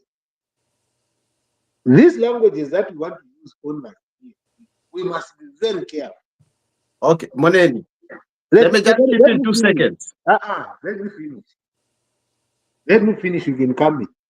You see, the conversations that they have online and anything that we point to issues of tribe, region, and stuff, we cement the conversation. We give it a legitimacy of a conversation which should not be happening. The moment we just take that route of talking about regional, tribe, and everything, we are giving one the legitimacy of people to start having conversations on the things that divide us rather than things that unite us. My view has always been, let's be very neutral with the language that we use. If a political party wins, it is just one. Let's end at the political party. Let's not attach a region to the political party. And let's all be very careful with what comes. Because if you hear, for instance, what Cornelius said, he goes to say, oh, the entire Patriotic Front never appointed name one person from Southern Province who they appointed. Zero. He uses the word zero. Now, nobody is correcting him to say, Honorable Minister, you are bigger than that statement you want to be giving us. But was he wrong? Was he wrong? Yes, he was wrong. And how many? That's wrong. Extremely wrong. Because when he talks like that and they start giving examples, now the issue of tribe comes in. Because he lied. Do you understand that he lied and that lie is very bad? If he said the majority, it's a different conversation. But when you say nobody, and meanwhile, you had Richo Siamunen, meanwhile, you had Wilbur Simusa, meanwhile, you had Grefford. You see, you must be careful when you talk like that. When you use collective statements, and by the way, when you are minister, you should never say those things. You must always be neutral. Let other people say it and correct them. You can't be the first one to go and give misleading statements. So that time, on this Petauke thing and the elections that have gone, they have gone, the other guys who campaigned and we've moved on. The same thing we can say about Pambashi. If you want us to start moving things that happened in Pambashi, things that happened in Kawamwa, and we start having these conversations about it in these forums, I'm telling you, we will not. Okay. So let me just clarify myself. I think you might have lost lost what you were lost a little bit what I was trying to say. I said it wasn't me saying it, okay, but it was a report of the local people. Don't parrot bad reports. No. Listen. Just hear me. The report in the local Petauke constituency, the local people, themselves, they came up and said, this is a very difficult constituency. You have to understand, when you enter a constituency, you have to know the landscape, the people, how they think, and so on and so forth. And I even gave you an example where Doris Leah lost Kuri JJ. Okay? Doris Leah is a Nsenga-speaking person, right? But she may not have grown up in Petauke, but she's in Nsenga. JJ is from there, and he's what? One of their locals that they look up. You see what I'm saying? So there's a difference. So to them, I was trying to explain, to say they look at an individual in the society or community to say, this is our person. So it would be difficult to bring in an individual who doesn't even live there, even though he speaks in Nyanja. You are losing the bigger picture that I'm trying. No. Because you're not allowing me to finish. You finished. You are the one doing the thing. Okay, I quit. Anyway, in a nutshell, Vakachinda was on top of the anthill, you know, talking about tribe. As we don't talk about tribe, we just look at what the situation is, and that's it. He went on the podium to say, kuno mfunigire mwazivotera veka veka kuno vakutinaneka imwe mukaenda kuyimirira ku Southern Province sazakamuvoterani vazakakambati sikwano kuno ndemwe valiri vatonga vazikonda. You see, so he was drilling hate speech in the minds of people in Petauke. You see, instead of just saying, you know, look, let the best man win, let everybody that has the right policies. Let's talk about policies. Where did the politics of talking about policies disappear to? He started talking about tribe, and he started talking about stereotyping abantu baku Southern Province.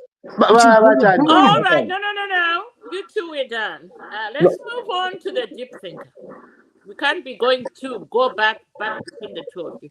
Let's bring in the deep thinker and then the dog. And then I was interrupted, but it's we fine. will pick back to you, Bakazia, when the two people also speak.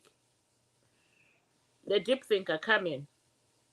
The bottom line here is UPND lost. However, as long as we agree that there was no rigging going on, we accept that we lost. We just need to do a postmortem of what went wrong. This tribal thing can get really complicated if we start jumping into the tribal issues. And we need to be very, very careful, because it becomes an insult to the people that voted. The people in any election, we say the people have spoken. Yes. So throwing in these other issues other than you did not carry the message the way the people wanted it or understood it. It should be a political party issue to do a postmortem. The people have voted. They have chosen the person they think is right for them, whether right or wrong. We congratulate them. They've carried the day. We'll retreat and see what did we do wrong, so that we go ahead in 2026 and do some different. It's lessons learned from an election other than pointing fingers. So, having said that, congratulations, Tonse. I hope whoever they chose is going to represent the people of Petoke well. I yield. Oh, how so sweet, so refreshing. The deep thinker. Doc, your comment on the Tonsa win in Petauke. All right. Thank you for this opportunity. It's yeah, I looked at it myself. I was following it actually. I even slept very late that day. I was following it because I had somebody on the ground who was telling me what was going on there in Petauke. But anyway, I learned three things about, from this election. One, of course, I should congratulate Tonse for winning.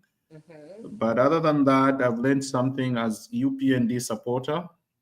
One is that democracy in Zambia is growing. Did you know that all political parties in Petauke were living in the same hotel? Most of them. They were staying in the same hotel. They were having dinner together. That's great. That's You great. see, that's what was happening. It has never happened. It never happened during the the PF government. Never. Mm.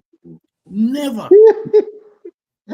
No, Right now, the political parties that went to Petauke, I guess there was limited motels and hotels anyway.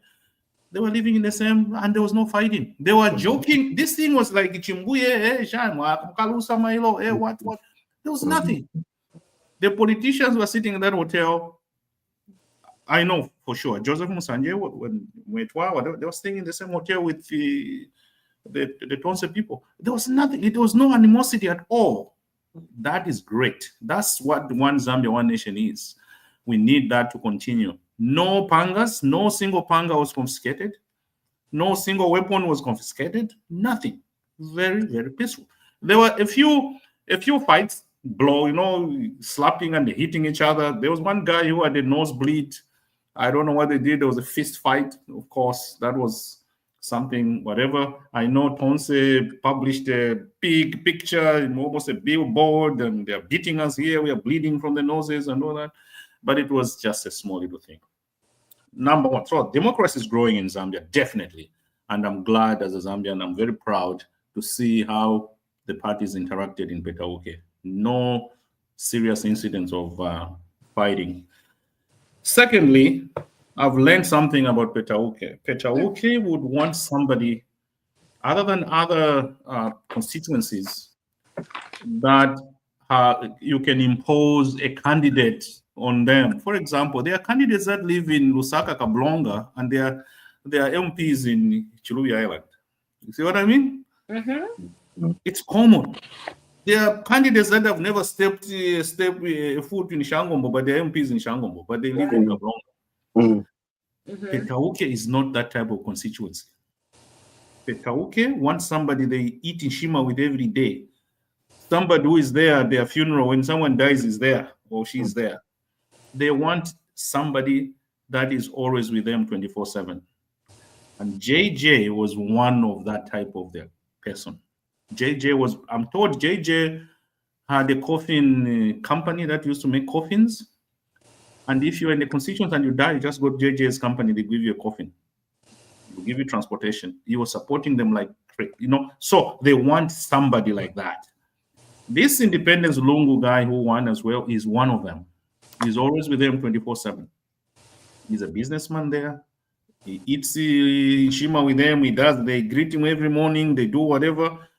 That's what Petauke wants. They don't want someone who lives in Lusaka and just goes to the parliament and talks, yeah, shouts, yeah, and then goes back and he never sees them. You will never win in Petauke if you don't live with them, if you don't support them on a daily basis. That's what I've learned. Great. Dora Celia was like that at the first time she ran. She was with the people. She was always in Eastern Province. She was missing the parliamentary debates and all that. She was always with them. And they loved her. She lost it. She stopped doing that. When she had, other interests somewhere, she used to go there once a year, once every 6 months. She would go there. She tinted, they said she tinted her glasses, whatever, the vehicle. They could not see that that's Dora. And that's why she lost popularity. So I've learned something about Petauke. And us as UPND should know that next time we should adopt a candidate who is part of the community in Petauke if we want to win this seat next time. Otherwise, we'll always lose.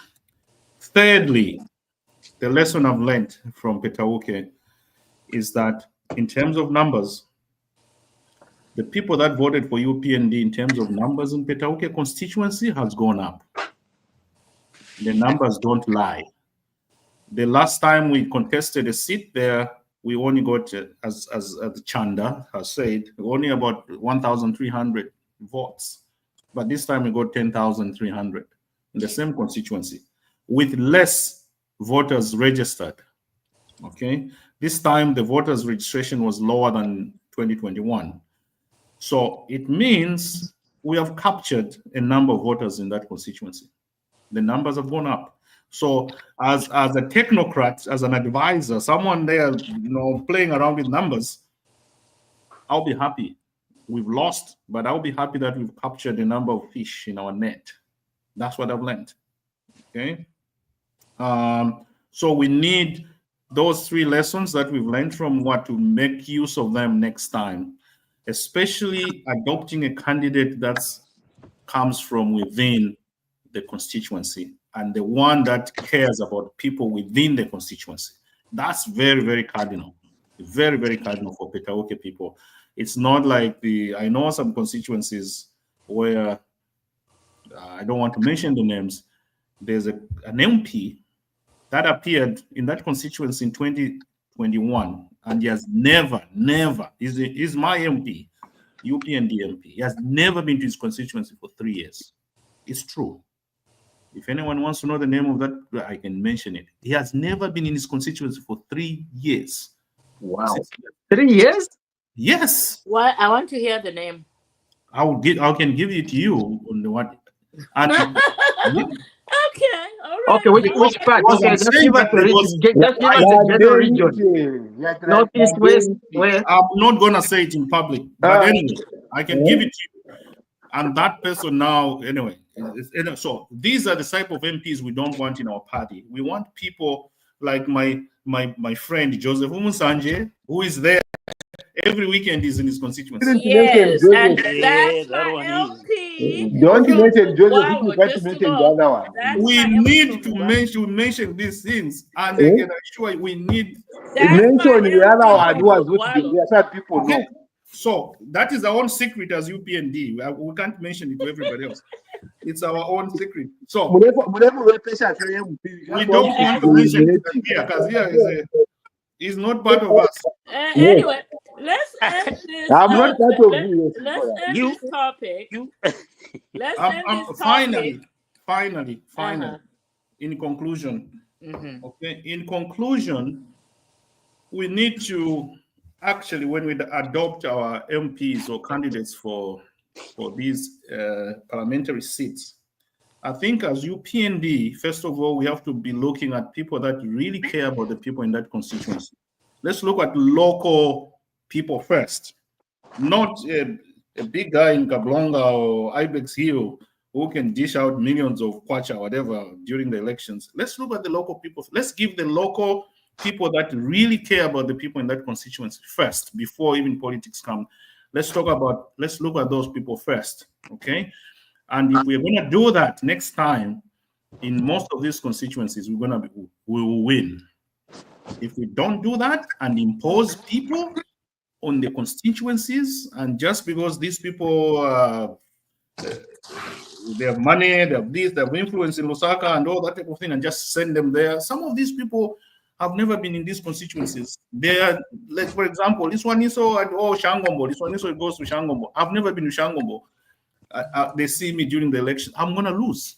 So let's really do the Petauke way. To me, the Petauke people have done us justice to open our eyes as a party to know that what we need to do to succeed going forward is adopting the people that really care about the local people and people that are always with them 24/7 when they need them. Thank you. Oh, great. You are a deep thinker. I'll be just put right here. I am not. I thought you were a family. Guys, I didn't know that I'm an outcast. no, you are family. Yeah, No, but then I said, Bakazia. You are family. no, but Daniel said different. you know the dog is just like pulling your. He has said just that I'm pulling an your leg. outcast. You know that. You know that. I'm just pulling your sleeve. Yeah. Yes, Yeah. but You that's are what I'm family. agreeing. I'll tell you when you and me talk. Am I not agreeing with you that I'm an outcast? Oh my God. All right, let me just read this comment from a viewer, Lucia Lupenga. on this, and she says, but it's true what the previous gentleman has said. The thing is, believe is that the thing is, okay. Let me just summarize it because it's confusing me as I read it. The thing is, let's congratulate the person who won the elections. This is democracy. Why do people expect only the ruling party to win? Then there's no democracy. That's somebody, a viewer, contributing to that topic on Petauke, and I will piggyback that to the president's congratulatory message, which he posted on his Facebook page, that stated, "The true victor in these elections is our democracy." I'll end there. Now, shall we move on to the next topic? And You had told me you were going to get back to me. And then you quickly now say, let's move on. PS, they have already massaged your ego. PS Including the joke. Otherwise, we are going to watch the Super Bowl. We are going to watch Kendrick. The Super Bowl is coming at 8. We are going to watch Kendrick Lamar. We are going to watch Trump. Yes. Bakazia is right, because if we have to exhaust all our thoughts on some issues. No, but you have already massaged him. You have given him everything. All right. No, just for the sake of transparency, can you tell us where you want to finalize your thoughts? All right, 1 minute. Thank you. Let's go back. You see, there's no need. It's fine. We can move on. All right, good. Let's move on to the next topic. I wanted to hear about Kazia though. What? Well, I did think it's difficult. You see, that's what you're trying to push. The relationship yabakazia na deep thinker now. What deep thinker? Ngamwalise tontonkanya wa deep thinker. We won't say him. And even in the party, I would say our deep thinker should be one of the serious advisors to the president. I'm telling you. Because the deep thinker doesn't go with the flow. He thinks of things very technical. That one you have to understand. And if you are this romance. I'm telling you.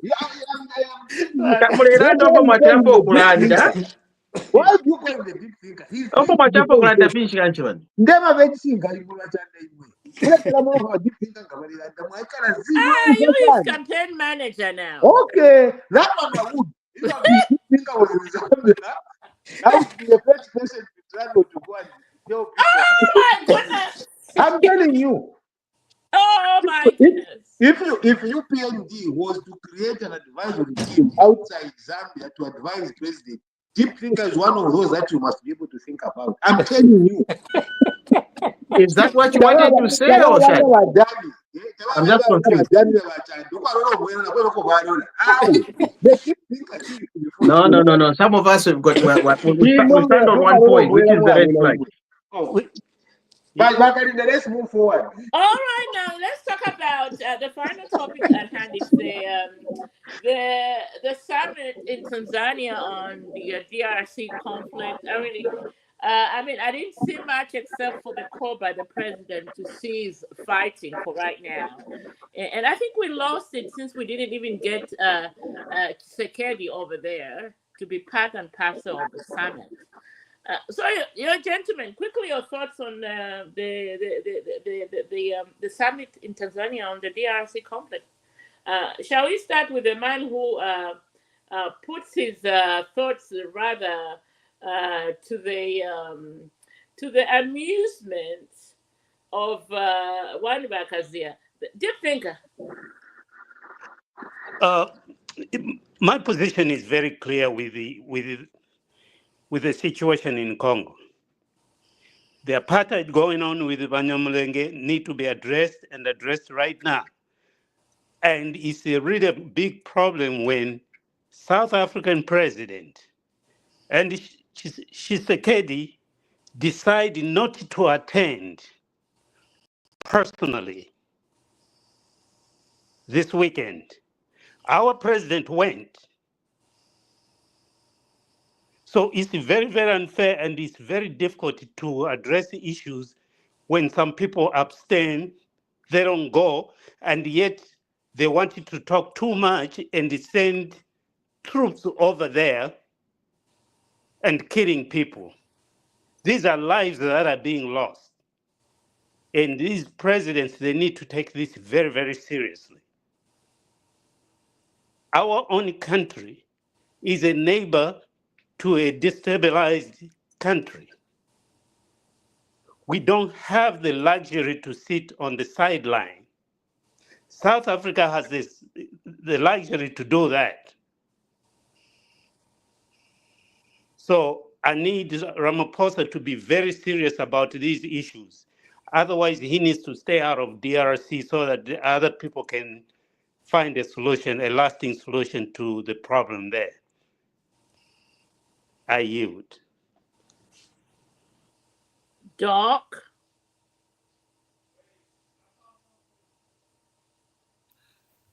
First of all, Mm-hmm. I might take a little bit long on this one because this is, I don't know, it is my passion now. I don't know how I've developed this. I'm following it inside out every day. Mm. I'm learning a lot from this conflict. First of all, I've realized that this conflict has many facets. Mm-hmm. One, there's first facet, the Tutsis and Hutus as tribes. Mm-hmm. Two, it has a facet of minerals in the region where the Hutus and Tutsis are. That's another facet. Three, it has a facet of history of that region. The people that were cut off from Rwanda and the Tutsis, when they were cut off, they found themselves in 3 countries. There's a facet there. It's playing a role right now as we speak. Fourthly, politicians. We've just mentioned Tshisekedi. We've just mentioned Kagame, and then our M7, our big boy, who is playing a big role in the background. He's just moving the pawns. The Ugandan president. So politicians are in this problem. Okay. Finally, the fifth facet of this problem is foreigners who have come. They have camped there. Why they have camped? They want these minerals, and they don't want peace. All the 7 countries that are in foreign countries that are in DRC, they don't want peace. Without peace, they will not extract those minerals. I mean, with peace, they will not extract the minerals. Without peace, they're extracting the minerals. So we have these problems, 5 problems to solve. The problem between the Tutsis and Hutus, the mineral problem, which foreign countries that are there, we know they are there, okay, because of the corrupt leaders. They're in that country, and they are interested in chaos. Right now, when you see these guys in Goma, they're fighting, that's when you have 10 planes taking off every day, taking the minerals out. When people are fighting in Goma, then they are getting as much minerals. They don't want peace.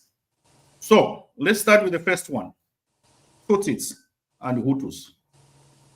These guys are enemies because of Rwanda.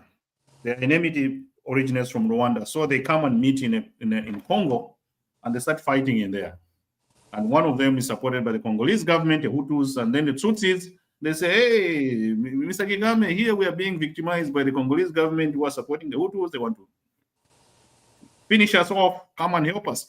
This guy comes and starts supporting Tutsis in a foreign land, which is not right. It should stop.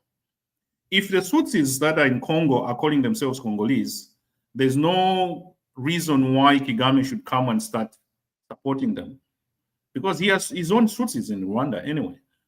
Why should you cross borders and start supporting these Tutsis who call themselves Congolese? Because they don't know any other country other than Congo from 1885. So Kagame is wrong in crossing the borders, arming these Tutsis in Congo to fight the Congolese government together with the Hutus. I think he should not do that. Minerals, of course, we know the foreign influence is very, very big. These guys want the minerals, and at the same time, Kagame, as well as our big brother M7, Museveni, they're interested in these minerals as well, and they're benefiting. So that's why they're supporting the Tutsis in those areas and all that, because they want to extract minerals as well. So we have foreigners wanting the minerals, and then we have Kagame and Museveni wanting the minerals as well in that same area. It becomes a complex puzzle. Of course, history, we know that history, it didn't do us well to separate people that belong to one kingdom. I'm told the kingdom was called, what was it called? It was called the Burundi, Rwanda, Burundi, something. Kirwanda kingdom, whatever. So they separated the people. Yeah, that was not good. So the history, it's gone, and I think it happened. We can't go back and tell the Belgians, the Germans, and say, no, don't do that. But that history thing, it really destabilized the area. Coming to the Tutsis themselves, the Tutsis, they are claiming to be victims in Congo. Okay, they victimized Hutus in Rwanda, and they chased the Hutus to come into Congo. They put their own regime there, Kagame and the rest. So when they come in, they join their relatives in Congo. Tutsis should realize that they call themselves Congolese. They have joined these ethnic, I would call them ethnic Tutsis that were in Congo for a long, long time. But the Tutsis that have come from, that were chased from Rwanda before Kagame, they are the ones that are causing problems in Congo, because they don't really feel that Congo is their country. They don't. They are not patriotic. They feel that they belong to Rwanda.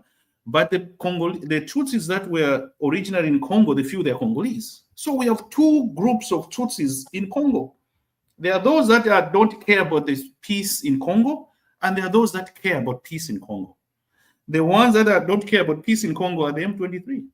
They don't care. They're killing other tribes. You can't kill your own people if you are. I can't be a Zambian, calling myself I'm Zambian, and I'm killing my own Zambians. It means I'm not Zambian. Okay? So, but there are these other Tutsis that have their ancestors in Congo that were demarcated in 1884. They care a lot. And you can see the Tutsi uniforms or whatever they say. In Canada, we have Tutsis. They say save the ones that are not really Congolese. They say save Banyamulenge. That's what they wear. Save Banyamulenge. The ones that are really Congolese, that are proud to be Congolese Tutsis, they say save Congo. So there's this thing, differentiation. Some they are looking at the country. The other ones that are troublemakers, they are saying save Banyamulenge. Okay, so you can see the difference between the two Tutsis groups in there. One is concerned about the country Congo. The other ones, they just came from Rwanda and Burundi, so they just came in when they were chased at that time in the early 80s or whatever by the regime before Kagame. So this is the problem here. We have troublemaker Tutsis and peace-loving Tutsis in Congo. So M23 is troublemaking. They're troublemaking. And they're using the shield of the peace-loving Tutsis in Congo. No, give them the rights, give them all these things. But in the meantime, they are the bad characters. Because Tutsis have been given those positions by the Congolese government. They are ministers, they are commanders, they're everything. But these troublemaking Tutsis from the M23, they are still insisting that this is not enough. So that's a big problem. All right. So basically, what I want to say here is to me, the first step that the Tanzanian meeting should have achieved, because there are many steps you can see. There are so many problems that need to be sorted out. We should prioritize what should be sorted out first, second, third, fourth, and fifth. First of all, in my own view, we should sort out the problem between the politicians. The problem between Kagame, Tshisekedi, and our big man M7.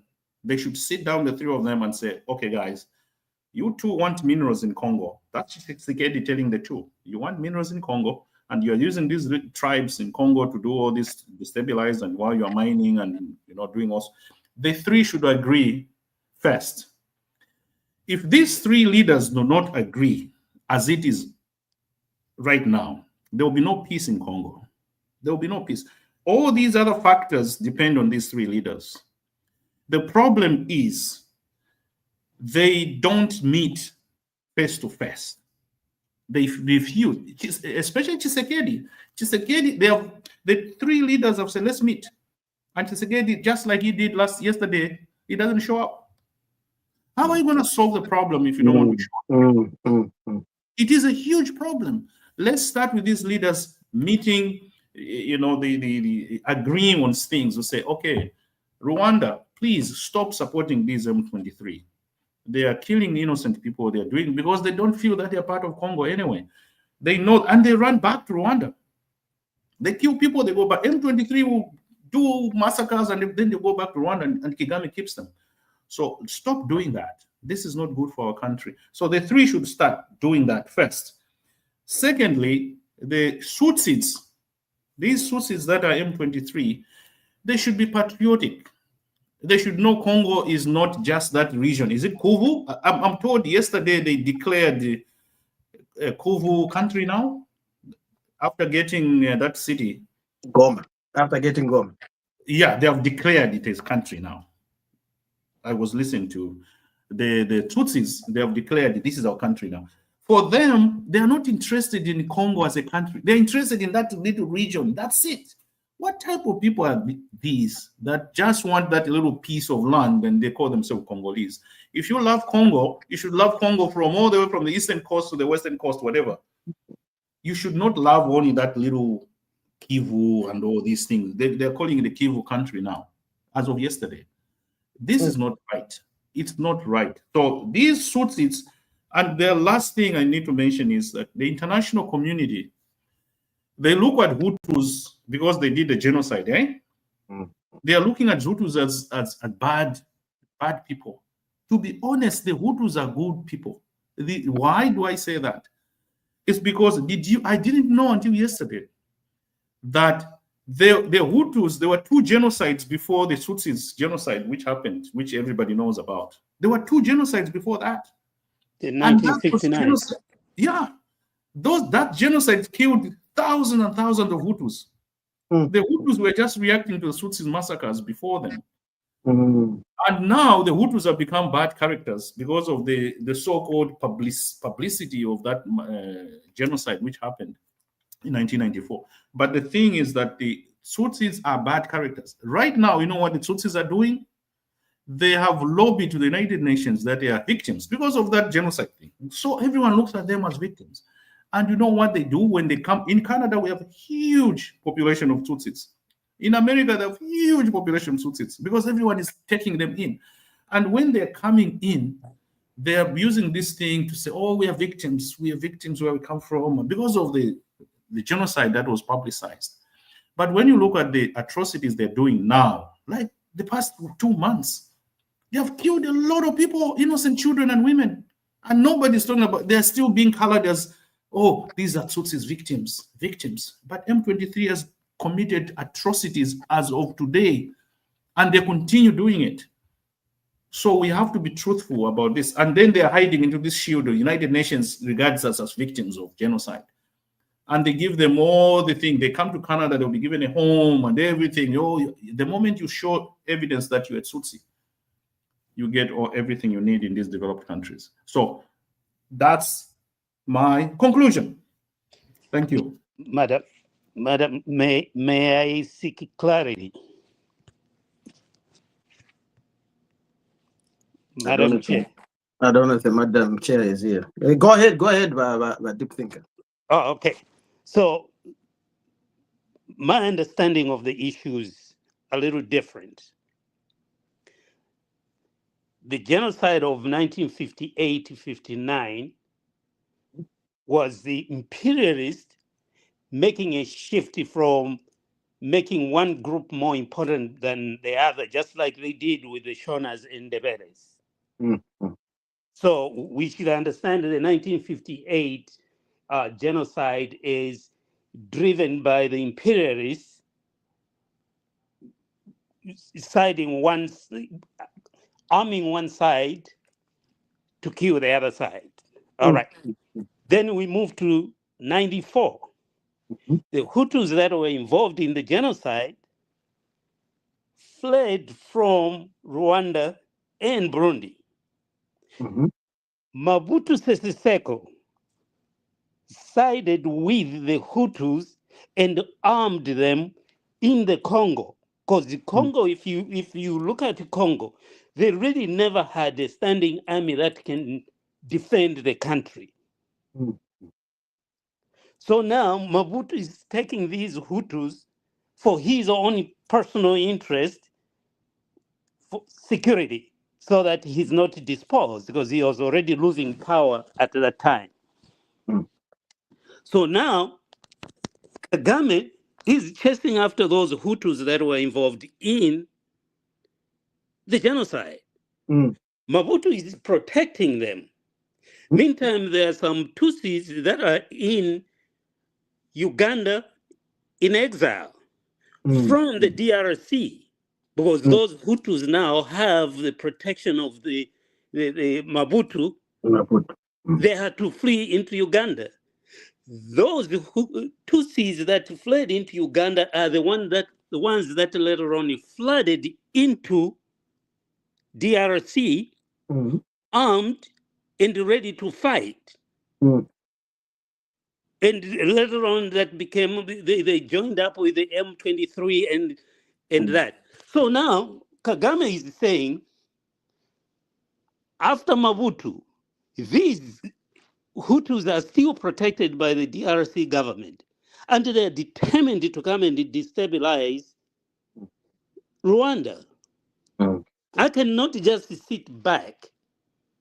So I am going to give the blessings to those M23 and other Tutsis within DRC to fight, because then that will dispel those Hutus who formed the FDLR group. So as long as that FDLR group is being supported by the Congolese government, Rwanda is saying we are going to protect ourselves. That's the same thing that happened in Ukraine. Ukraine wants to join NATO, and then Russia says, if you join NATO, I can't have an enemy close to me, then we're going to fight. Now we got a war there. That's the same thing happening there. Now, it is true that there's a lot of interest going on there. Tshisekedi is the one causing the biggest problem, because he needs to make a decision. He can't be shying away from negotiating tables. He needs to participate. But he knows that he doesn't have a standing army that can fight Rwanda or any other country. That's why he's running around countries trying to get soldiers to help him. The sooner he decides to negotiate, because Rwanda Kagame has always been willing to negotiate. Let's sit down and talk. Now, Museveni might be different. He's quiet. He knows the history. He's quiet because he's benefiting. That's fine. But Kagame is a small country that has gone through a lot. He can't sit back and then FDLR are planning to come and attack. But Kagame, sorry for interjecting, but Kagame has been asked to give specific dates and time when those Hutus from Congo have tried to attack him. He can't give it one single incident. He can't. All right. No, I think before we dive into all those things, I think, but Deep Think, are you finished before I put my submission as well? No, that's the same thing with the Ukraine and NATO. They have never given any time that they are going to attack Russia any time. They didn't. There was not even an indication. They just wanted to be part of. You just don't want an enemy next door. But you don't attack an enemy who hasn't attacked you. And he's not attacking. He's just giving his blessings to M23. But M23 ends up attacking innocent people in Congo. Now, do not think that Tshisekedi is not killing people. Do not think that Tshisekedi is not killing people. Tshisekedi is wiping out people, but because he's running around playing as a victim, they look at M23 as the only ones that are killing. Okay. That's what the situation is. If Yeah, Tshisekedi yeah. was not fighting back, there will be no fight in DRC. We're calling it a fight because Tshisekedi is killing too, but only M23 deaths are accounted for because they're not in government. So, but deep thinker, why don't we do this? Why don't we first of all go back a little bit? Yes, sir. And see how, most of these African countries became to be. Because can I make a suggestion on that? Sorry? Can I make a suggestion on that? Mm. You guys had almost 5 hours of talking about this last week, and it's going there again. Shall we say because it's not finished. Shall we set no. a day when you guys just going to talk about? So let's just say next week, we're not gonna have hot topics. You guys gonna talk about Congo the whole time. No. May I want to talk about the what's it? Because Southern African Democracy I need to and put a the limit ESC. to it. We started at 1. It's 4 o'clock already. Yeah. So in any case, I just wanted to take it just a little bit. All right, I'll give you 2 minutes, and then we need to wind up. Next week we'll talk about Congo. Let's end there. Yeah. Go ahead. All right. Listen to moderator. Moderator has power. Go ahead. We will talk about Congo next week, but go with your submission. 3 minutes. Anyway, for Africa, we have where we come from. And I think because of the influences of the Western world, we have lost each other. And in the midst of all that, this is where we are. Okay? My grandfather used to tell me, that some Africans came from the Kola. And then when they reached a place called Lubalunda, some people broke away. And some of us that moved from there, that went to the northern region, they were called Dawaluba because they were lost. They were just looking for land. So I won't go into details in all that, but the organization of the SADC region and the ESC, once they convened, I think they needed to start looking at all these issues, and we need to start grabbing ourselves and implementing certain things as Africans, because there's not going to be an Africa if we don't get along. If there's a war, which has in Congo, it has been, I don't know when Congo had a peaceful year. I can't remember. Okay. And that's why even right now, most of us have relatives from the Congo. Okay. Because Congolese have been coming to Zambia, which is the closest, for many, many, many years.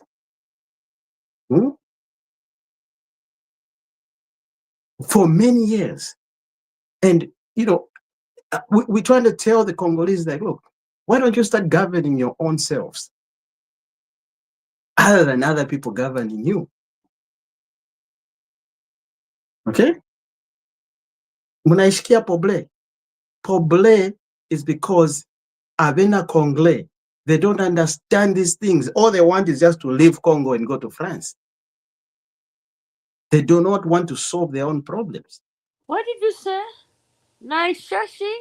Unashikia Poble. Do you understand? Unashikia? Do you understand? Like, do you listen? Unashikia Poble. Because if you my grandma used to be she used to be Congolese, so you should tell us, because the way they speak the Swahili, in Congo is a mixture of French and I forget that the other language. Okay, it's a mixture of French and that. My brother-in-law is from Congo, is Luba. So I'm just trying to tell you, like, look, any Congolese, they understand what I'm trying to say. Okay? There's always been a problem there. Okay? But very few Congolese, they don't want to listen to it. Apana kuashikia. Apana. They say, no, Chanda, no, apana problem. Problem is there. Okay? You cannot say apana problem. A problem is there, and it's always been there for years and years and years and years. Why have we ignored it as Africans? We are your brothers. You come to live in Zambia. You're running away. You go to France. But you're forgetting your own problems and not finding solutions for your own country. For years. When are you going to wake up and say, look, can we take charge of our own country? Other than other people taking charge of your own country. How many countries are in Congo right now? How many? So many countries running that country. So Congo is no longer a republic. It's been run by foreign nations. It has never run on its own. Yes. So Hapana problem. Apana problem. Hapana problem. When you look at the political situation, when Lumumba was killed, it was a foreign intervention, and it was a foreign idea to get rid of him. Yes. So there was never a time. That's why I was saying they never had a standing army to defend the country. Never had. Even political parties, you don't hear political parties in Congo. They come elections and then that's it. You forget about it. You know, I saw the other Yama Banani Vakatumbi, Mwes Katumbi. He's trying to come up, trying to do that, but he's been become a spanner, right? Spanner in a place whereby I think if we had changed, because this leadership that is there is coming from a regime of another regime. And the way that regime came in, everything that when we're talking about the rebels and everything, they helped him get into power. Hapana problem. Your 3 minutes is up. Anyway, Mr. Maja, let's start with Mr. Maja. Any thoughts on the mess in the Congo? I think he went to sleep. I've been listening. Yeah. You see, Congo is a very complex country. DRC Congo, very, very complex. And the damage that has been caused in Congo is very difficult to repair right away. The biggest issue, I think, to make peace with Congo, it has to be broken down into different countries. It can't stay as one unitary state. It is too difficult. It's too broad. It's too rich for its own goodness. That's where the thing is. It has 3 time zones. What are you looking out for? And then in the midst of that is a jungle where there is no road between Kinshasa and Lubumbashi, for your information. It is in a mess. And these regional groupings can never go and integrate into the main government system. They are too rich. The generals that are controlling those areas are too rich to give away those riches for government of Congo to take over. It's not possible. It's not going to happen. They have systems. The children have grown. The communities have grown. Societies have grown out of that. The opportunity to unify Congo was lost a long, long, long time ago. This time they should be discussing the issue of boundaries and borders, the way it happened to South Sudan and the Sudan. That is what is required. It's going to be very difficult for new states that might be coming out of Congo, but it will be very difficult. For instance, you know very soon that the part that is supported by Kagame wants obviously that the other part be joined. They will be independent, but ultimately, my suspicion is that they can still amalgamate and give the leadership to Kagame. Then you are looking also at other areas that can also be declared independent, but ultimately they merge with Kinshasa. And then there are other areas that have just not been in the world of unknown. There are no people there, there are no roads, no infrastructure, and anything. So the way I see Congo, it's a matter that is very, very complex. Every time the UN goes in there in Congo, the people that the contractors of the program become too rich, and they discover what they didn't discover when they are going in, and then they can't leave. So, like the southern part of Katanga, obviously where Moise Katumbi is, that is a copper rich, cobalt, and other things. That can also be another country that would be coming out of that with a good, because no matter what you say, the leadership and the government is different. That's why those people can declare and say, "Oh, for as of today, we are independent," and nothing can happen. You know, imagine in Zambia, someone say, "Now we are independent today, and we'll be on our own." The military just move in and crash that. You know, in Congo, you can't. It's very, very difficult. And that's why now the government of Kinshasa usually survives on mercenaries. They have to survive with mercenaries and all these military deals that they make. Unless that is dealt with and we create a functional system, it's difficult. Did you see the last elections? People are voting in sacks.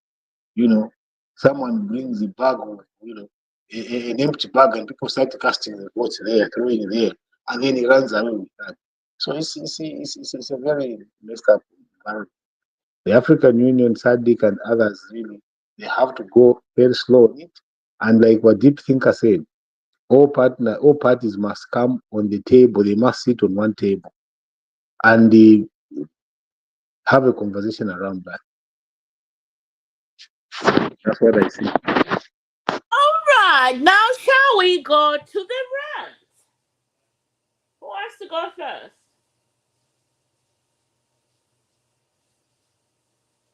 Atatwande pale community house na ime. Not Randa. Let's Not go. Rwanda. Okay. I don't know. We talked about it when we talked about South. Not Rwanda. Yes, yes. Rand, shall we go to the rant now? Wakalinda, we have not spoken about community house, Mache. Yeah, that's what I thought. We never spoke about it.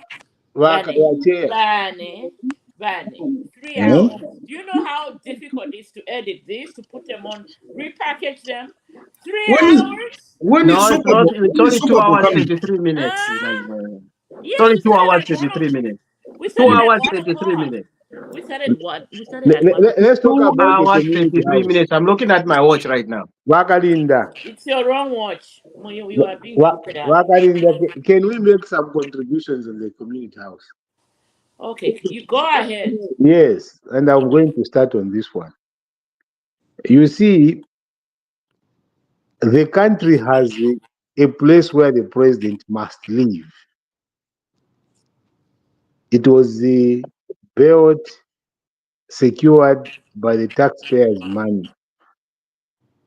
And all the presidents, even if they resisted, they ended up at Nkwazi's house.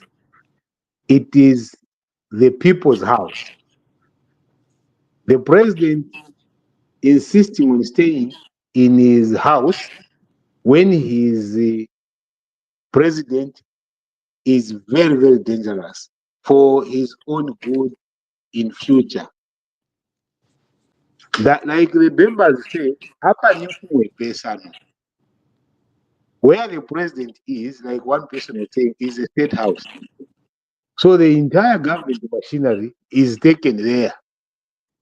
And anything that has to be improved where the president is, have to be improved to make sure that the president is safe and sound where he is living. When you hear that code to say there is potential of grabbing the community house when President Hekech needs it. Please do not underestimate that call. Do not underestimate that call. I would love that the president still this time reconsiders. He reconsiders and goes to the government house that has been there. If it is in a bad state, there is a budget for renovation of that house to the standard that the president would be happy to live in. And if you go into Nkwazi's house, I don't know how many of you have been at Nkwazi's house. I have been there personally. I know how it is structured and how secured it is to get there. It is extremely secured. It is a lot of protocols for you to access the presidency. The system of getting into State House is very different from the system of getting into Community House.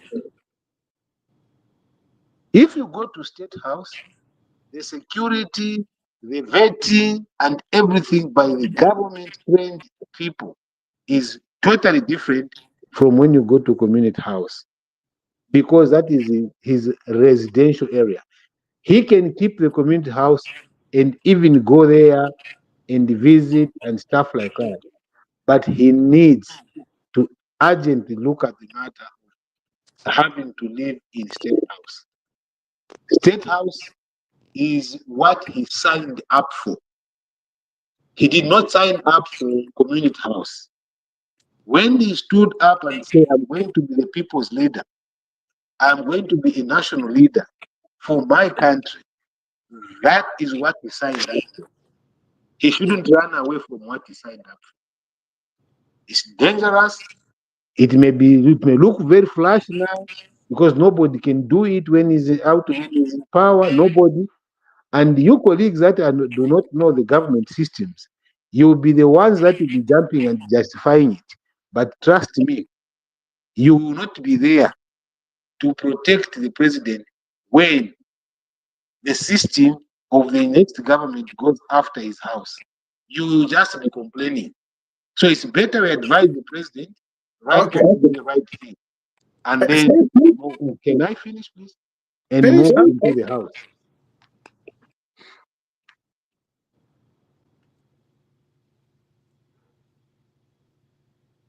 Go ahead, sir. I submit. Now I've got a question for you. Go ahead. So now, here's the thing. You've mentioned so many things.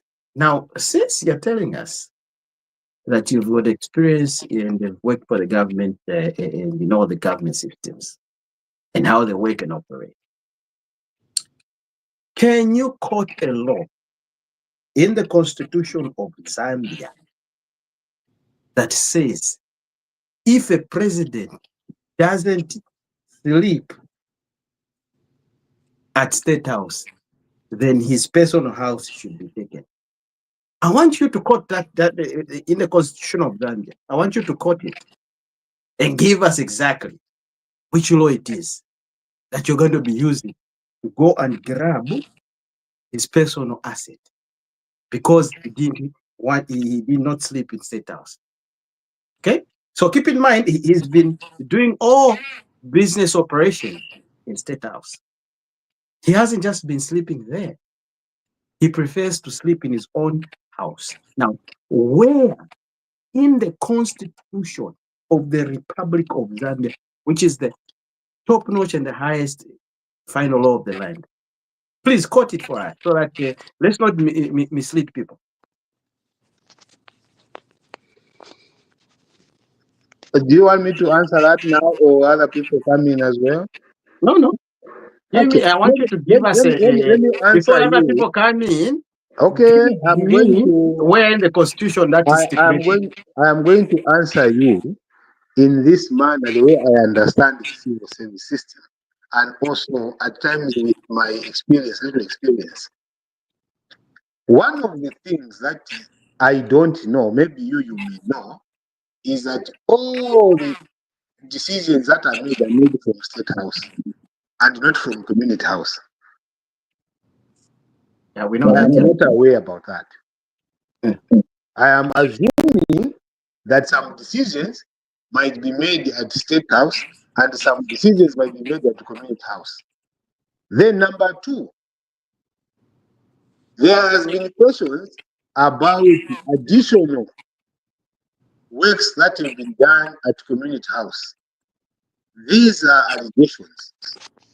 And I don't know if government has come back to say, oh, these additional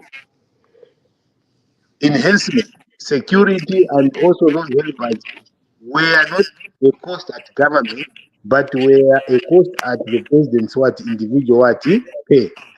Because if you are going to do works for government, mind you, there are procedures in terms of procurement and how you deal with the level at which the president is. So the questions typical that I'm raising with you, colleagues, is that if What you're asking more questions when you haven't answered my question. If I'm going to come to that question, I'm going to answer it. If the president or the system that is running has not incurred any additional things, there has been no decisions. I mean, it's a series of questions that must be answered before the president, before that house can be taken to be a government institution. Right now, as things stand, I don't know. I need to ask about the law that can be used. Of course, I know that if I use public resources to enhance myself, that's up to the court, and they can actually grab whatever I've used for government money on myself if I don't prove. And when you hear people sound that, it is from the basis like certain things have been done which they are aware of, where government or where the president has made decisions that are questionable on his property. If there's no thing that is questionable about his property, no one can get it because the laws are going to protect him, and that's a private property. So I have told you what I have told you. You may choose to ignore what I've said. It is okay. I'm okay with that. To say, oh, I'm just probably ranting, it cannot go anywhere. Okay, even on your score, even on your question and all that, tell me in the Constitution where it says if a president makes a decision aside from State House. Can you just tell us, educate us on that one? I have made my submission. You can either agree with my submission or totally think that I'm dreaming, I'm living in dreamland. I am also okay with that. So if you start asking me now, unless you say like you now start to go into the law, come back with a list of laws, maybe for next week, and come and tell you to say, oh, according to section this is what should be done. I can do that research and bring it to your attention. But what I'm telling you is, it is a problem because there is if the intention of the Zambian people was the president to stay at his own house, they would not have built that house. You understand? They would not have built that house and created the security system around the president. But if that the intention was that he can do whatever he wants to do and there will be no consequence, fine. I don't have a problem. But I'm telling you what I see. And mind you, as he's working. Anyway. I think let's move on. Really, let's not go back and forth. I mean, whatever the case, I would like to believe that the president is too smart to fall into that quagmire. That's my submission on this. I like Wakalinda. I like you, Wakalinda. What? Yeah. And he's too smart, yeah? He's too smart to fall. They are all very smart when they're in power.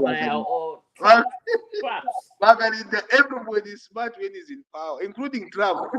Yes, no, that one he knows it's no. Anyway, shall we move on to the topic of the rant? Let's shut this down. No, I haven't contributed to this topic. There goes the dog. Oh, come on in the dog. First of all, I want you to mention the fact that, first of all, presidents in Zambia, they have always had their private residence and the state house.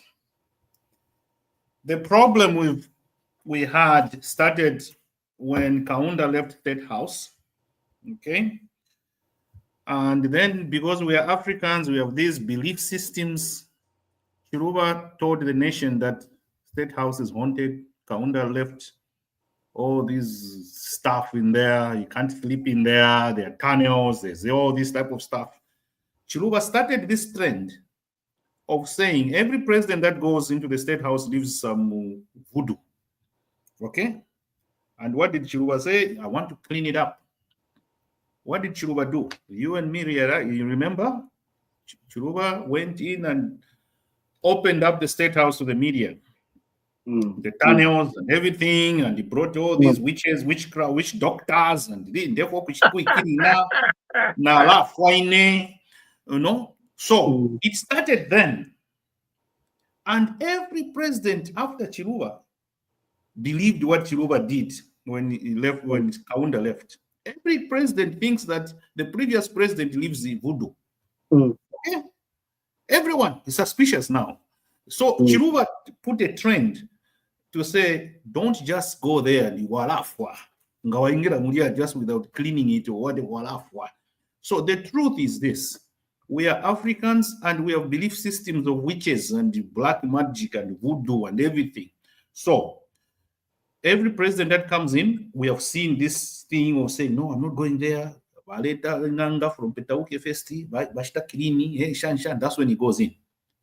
So it is a trend that has been created, and it's not true. Me, I don't believe in all this black magic stuff. So we should accept it as Africans, as Zambians. What we are seeing in State House is our traditional belief in voodoo. And we think that State House, we can't just occupy it because it's the truth. You can laugh. I like that. No, I'm supporting. I'm agreeing with you. You can laugh, but it's the truth. I am agreeing with you. Okay. We believe that State House is this guy who has left now. He has put things to kill me, and I can't just go in there and sit and I'll die. Okay. So it's the truth. You might take it or not, but that's the truth. So, talking about the president working out of the State House, other than our witchcraft belief systems, Kaunda had the Shambalaka farm, okay? The government invested a lot of money in that Shambalaka farm, the government of Zambia. And Kaunda used to fire ministers from there. Every time he goes to Shambalaka farm, all the ministers will be shaking. They'll be saying, oh my goodness, now I have holiday. He said that he went to Mfue or he goes to Shambalaka farm, and then you know that there'll be a reshuffle, okay? So it's not the first time that the government has spent money on the private residence of a president. Kaunda Shambalaka farm now is just a ruin and all that, but they spent a lot. The government of Zambia spent so much money in that private residence for Kaunda before. So it's not a big deal that the government of Zambia spends money on a private residence of a sitting president. Kaunda was not held the account, you know, he wasn't, oh, we spent $2 million on Shambalaka farm, putting on the satellite stuff. No, they didn't do that. To me, it's kind of a privilege, I think. I know it's not written anywhere. You might say, give me the, Achandawaland, and you give me the page and whatever.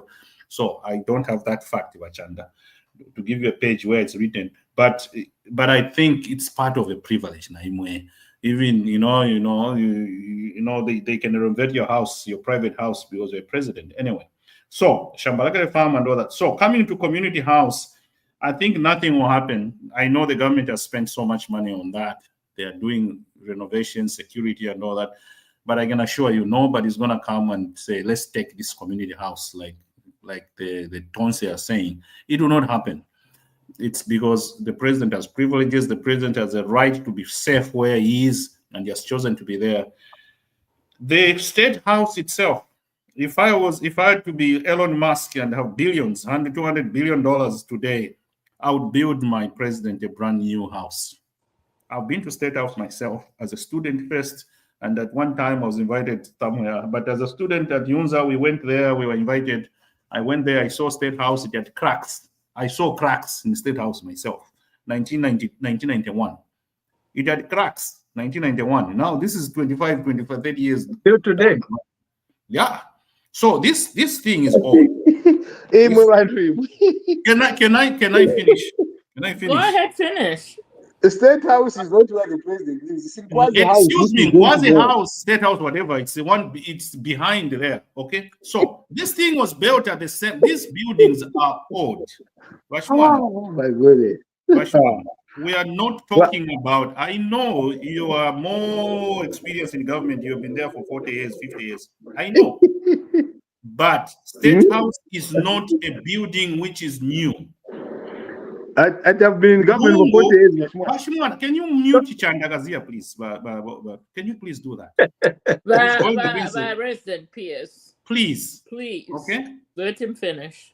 The reason why we say our State House we need new house. Lungu had suggested this. He wanted to build a new State House. There's a reason. This building is old. Okay? It's old. It was built in pre-colonial days and something like that. In fact, even Michael Sata wanted, he suggested Exactly. And for us to start insisting that our president should live in this 202 years old building because, let's build a new thing for them. These are young people that want new toilets. Not from a toilet, if you flush from the roof, there's a string, you flush from the top and all that type of thing. So please, we need a new State House. That is the only thing I can recommend. Lungu wanted to build a new State House, and I don't know where it ended. We went there, he found that these things are old. You know, an old building has this smell which you will never get rid of. Whatever you do, you put perfume or everything, it will not come out. It's old, mold and everything. The State House we need a new State House. Go to Nigeria and see the State House where the president lives now. 21st century building. We are still in this old dilapidated building, and we're forcing our students, not our students, oh my goodness, our presidents to live there. I don't say, HH has lived a comfortable life in his life. He's comparing the bedroom in his community house and the bedroom in the State House. You see, he's doing, oh my goodness, I'm gonna go in that building, which is no, I'm not gonna do that. Even me, if I would compare. He has lived a comfortable life. You're not going to downgrade his living to the old Quasi house behind there, which is like, even people in Britain don't live in those houses anymore. They are museums now. Okay, so let's not be unfair to our presidents. They need a comfortable life and all that type of thing. So that's all I can say. Can I say my what? Because I have to go now. My rant. I can say my rant. You can't say your rant before we respond to you. I can say my rant. He says I've been there for 40 years in public service, isn't it? I don't. Yeah, you've been there for a long time. You know. This is why I tell you that when you've been away from Zambia for 40 years, that's what happened. Figure of speech, isn't it? What? It's just a figure of speech. No, I know. I'm just pulling his leg. But the first thing that I'm saying is that in Zambia, the political system is not based on that. You know, you have to learn your political system, how decisions are made when people are in power and when people leave power. But what you've said here in terms of the rationality, when you look at it from a rational point of view without politics, it makes sense. But don't forget the political dimensions that we've given ourselves as a new norm, where people can wake up and grab this property, even what you got before you were in government. They grab. Using what? The process of crime. I'll give an example. Musuko had a house which he built before he was a minister. When they wanted, they went and gave a season notice. So these are some of the things that are very, when it doesn't affect you, you think that, oh, everything is fine. We need to stop some of the decisions that we make around the politics. It's a politics that I get worried about. It's not really the rules and the laws and stuff like that. The difference between what you earn when you're not in office and what you earn after you left in office in Zambia, we need to be very clear. Such that even if you are getting things from somebody, get things that are when you got into that group space. not before. You go and get people's houses that were built before they stepped a foot. No, because you are the new roof now. Therefore, this is the process of time. I'm telling you, the politics have the capacity to digress everything that you're saying here. It's good when you're in power, you're protected, nothing works out and stuff like that. You think everything is good. But do not be blinded by supporters. Supporters have the capacity to blind you and get you from what the reality is of what you may face in future. But anyway, who am I? I'm just giving you my position. And if you don't agree, that's fine. Thank you. No, because nobody is, I mean, you bring out valid points, and those are valid points, and obviously, I'm pretty sure people who listen to the show will take into consideration. Has the deep thinker said anything on this? No. Come through, deep thinker, because I would hate for you to call our mom and say I did not allow you to speak. Go ahead. He's already endorsed my points, Linda. Just So my only comment with that is I don't know how the next government can take a community house. Well, how do they get around the Ministry of Lands where title deeds were given? I can see them saying, pay back the money that we've invested in putting all these cameras and other things in your house, but not taking over community house. I don't see that. I can't visualize that. I yield. Yes, and let's just also put it out there. This is a president that hasn't collected a single penny from his salary for the last 3 years. Let's just take into consideration with that. And just like a minister, some ministers are entitled to a whole finished home. We need private to be careful. security and everything paid by the government. Okay. We need to be careful when we say he hasn't taken a penny. We need to find out where is that money going. It's going to charity. If he's donating it, that means he's getting and giving it away. There goes the deep thinker. Let's just open a Pandora box. Shall we go straight into the run? So want to start first? The deep thinker and Bakazia. I'm sorry. Let's just move on into the run, shall we? Chibwenzi chaipa chibwenzi. Am I wrong, Bakazia? What do you mean? You see, that's what Kazia wants to hear. This friendship, no. This friendship, no, I'm just saying. Am I wrong, Bakazia? You're right, but our colleagues are not understanding that aspect. You're getting the money. Yeah, this romance is killing us. Killing me. Anyway, let's start with the rant. Mr. Mwami, are you at work? Or are you Mr. Mwami was snoring, actually. Yes, I think he's snoring. All right, let's move on. Who wants to go first? I want to go first. All right, there you go. My rant. Before you go, let me just put a footnote here. There will be no responding to somebody's rant. Okay. Yeah, because no matter how controversial. You cannot be responding to somebody's rant. No matter how controversial. Go ahead now. I want to be clear here. No matter how controversial. No, before you go, I'm saying not you. I'm saying all of us here are not going to be responding to anybody. Yes, so I'm saying no matter how controversial it is, isn't it? No matter how controversial, that's there. I want to go last. My politicians are already volunteered to go. Politicians. I'll take your place, Bakazia. Oh, this bromance. Go ahead. All right. I'm quite excited about some of the developments that are going on in Zambia. I talked to my family and friends at home. The rain season in some places has really done a good job. We're going to have a good yield this year. Maize, hopefully nothing happens between now and the harvest time. and also the water level is going up. So I'm excited about that, and because people have really suffered because of load shedding and milling meal too expensive. So I hope we are going to review the prices of milling meal uh, after harvest time so that people can get a break. I yield. Oh, lovely.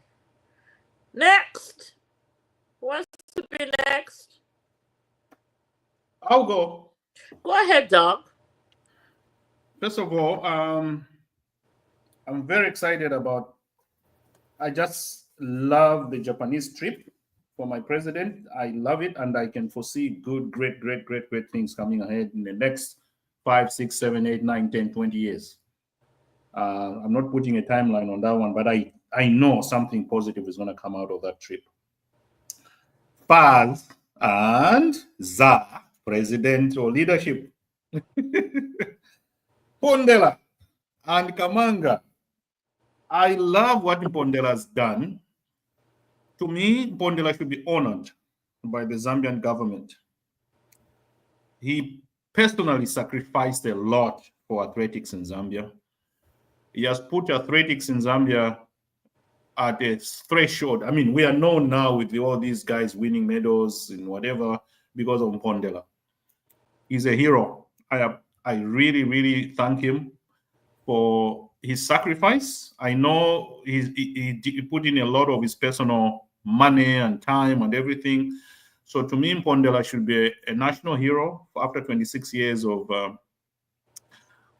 being a president of ZA. And now he says, I'm stepping down. I don't want to stand again. I know if he stood, he would win because of his contacts he has. And the only thing I would urge my brother Pondela is to make sure that whoever is going to take over it nurtures him for a number of years, because for him at the level he has reached, he really made a very powerful contacts in the athletics world. So I would suggest that they make him an honorary something, a position for him to still contribute to ZA. I don't want him just to pull out and say, that's it, I'm retired, I don't want anything to do with ZA. I think we still need his service for a number of years to come. So congratulations, Pondela. You have done Zambia great, and we're proud of your service to the nation. Coming to Faz, to be honest, I think Faz has had its own problems under Kamanga. I think the problems that they've had is the major problem I see in Faz is lack of self-confidence in our own people. I'm looking for a Faz president that will believe in our own players, our own managers, our own coaches, train them and do that type of thing. It looks like now we strongly believe that we can never succeed as a nation in football other than having a foreign coach. I don't like that.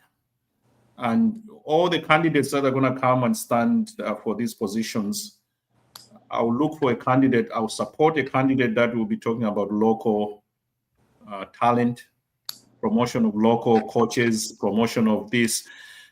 I think Kamanga's administration is skewed towards not believing in our own talent and believing in foreign talent in terms of coaches and stuff like that. I don't like it as Zambians. We can groom our own coaches, we can train our own coaches, and Bruce did tremendously well in his position for Shipolopolo. So that's an example that we can do it with our own talent. So the only thing I don't want is to have another Faz president that believes in foreign coaches. I don't believe in foreign coaches. I believe in my Zambian coaches, my Zambian talent. That's my my belief system. And please, let's do that. Let's believe in our own people and do it with our own resources. Finally, my it's not a rant, but I'll tell you one thing about my the promotion of agriculture in our country is called Zambia. I'm a farmer myself. I know Chandagazia doesn't know that. I talk to him every day, but he doesn't know that I'm a very big farmer in Zambia. I feed thousands of Zambians through my cousin who is in Shibuyunji, in Shigatende area. I have discovered something, people, about being a farmer in Zambia. I know we buy cattle to do, you know, at basune, ngombe basune, jigoji, what, gilei, you know, gilei, you know, Vajanda, do you know what gilei is? Gilei is something that we use in the villages. I've discovered that with $1,700, you can buy a walk behind cultivator from India. Okay, Mahandra is a company that I bought it from. $1,700. You buy this little tractor that you hold. It's like a little thing. You walk behind it and it will plow your land like crazy. $1,700 US. Oh, wow. That's good to know. And yes, and I can assure you, my cousin in the village, Shikatende village there, though people know Shikatende, he has plowed more than 25 fields of people this year. He has made money, more than $1,700 equivalent. Also, he uses it to go and plow other fields? He did his, he finished. And now he's doing other people's fields and he charges them. He makes so much money. So, us in diaspora, we can develop our country by simply buying these walk-behind tractors, whatever. They're not tractors. You walk behind it, plowing, and you put a thing. For $1,700, you don't need a tractor, a big tractor, which is going to cost you $50,000, $40,000. It's $1,700. That's what I bought it at. It's made in India. And we're going to promote agriculture in our country. I know we are the Tonga, Lenje, Sala people, we think of Vasune. I think we should move. Let's think about this invention. Let's move on. Instead of buying 10 Vasune, let's buy a tractor, 1,700, and it will do you much. It will bring, and it's better than having Vasune. That's what I can say. That's my last run, and I've experienced it myself, and it's great. It's great. Thank you very much. Please share that information so that we know where to get that, and I would love to have that. They are there in Lusaka, actually. By what's this thing that sells John Deere in Freedom Way? Mahindra Motors. I think they've been there for some time. Yes, Mahindra Motors. They have that. Yeah. It's 1,700, and I'm telling you, it's equivalent to having maybe Jipani. How many Jipani? 40 Jipani of animals, because you just change. This one goes to field, he plows from 6 to 10, another one goes 10 to 14, another one 14 to 17, 17 to midnight. It even has lights. If you have 4 of you in the family, you can plow the whole day. Tomorrow, it's amazing. It's amazing. Yeah. Nice to know. All right, next up, Vakazi. I think my ranch is, I think I'll do 3 things on my ranch today. Number 1, first of all, is to agree with Wadani that Lasin Kondila has done really good. And I know that he's left a very good functional General Secretary that is Kennedy Mubanga, who has been his General Secretary for many years. And he's been part of the Athletics Association. He's contesting that position, and I think he would really do a very good job. And I am very positive about the future for athletics. It looks bright. My controversial rants today are on 2 things. Number 1, the issue of the Minister of Information, Cornelius Muetwa, a very good friend of mine that I've known for many years. We played volleyball together from 1997 up to when we left university. Even beyond that, is a person I know very well. But I expect more from him than what his statements have been.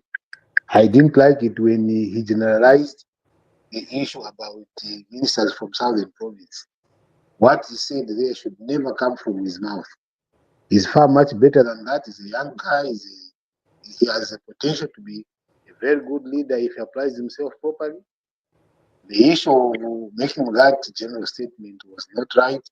It is a very bad taste, and I hope the UPND government should be able to caution him from that so that he never speaks to that. The last time he spoke, I thought it was just a joke when he was talking about him financing Tishimbagambwe, about the tribal thing to attack the other tribe. I thought it was a joke, but now when he said this, I think it's something that we need to support him and help him, refrain from.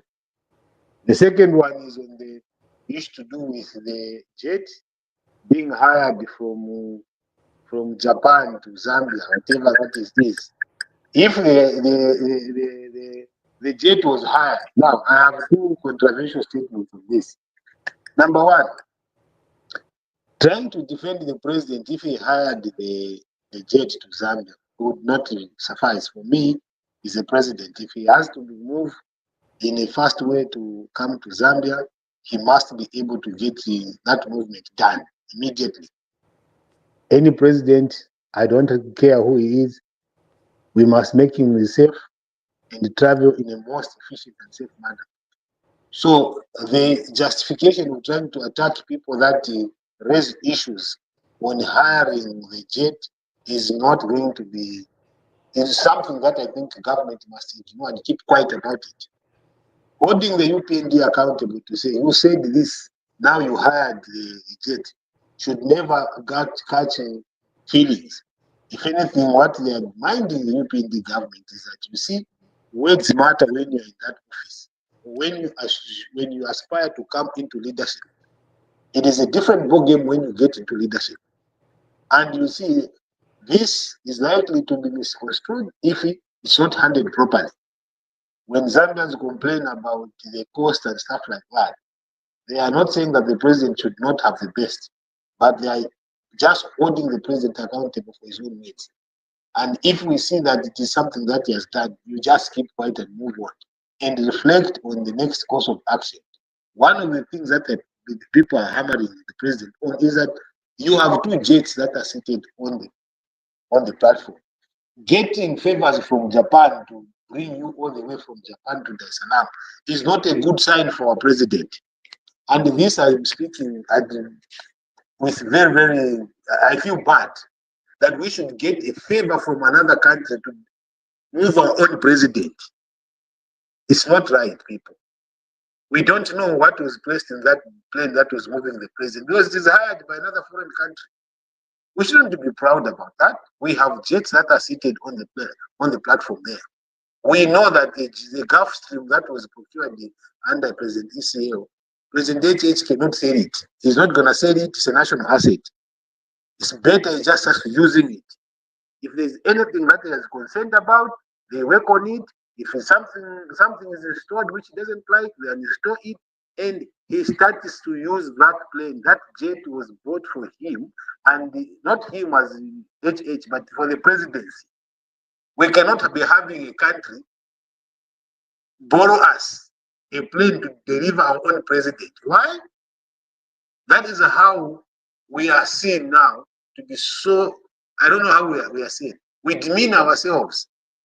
When we have stuff that is packed there, and then we have a country like Japan giving us a plane to move our own president, we should be proud that we have a president in the country, and we must move him in the right way as we determine, not under the influence of any foreign government or any foreign state. We must be proud about that. Whether we agree with him on that is something different. We may not agree with him. Personally, I don't agree with some of the things that you guys in UPND do, but when it comes to the presidents, I respect the presidents to the extent that I want to see that position is given the due respect it deserves.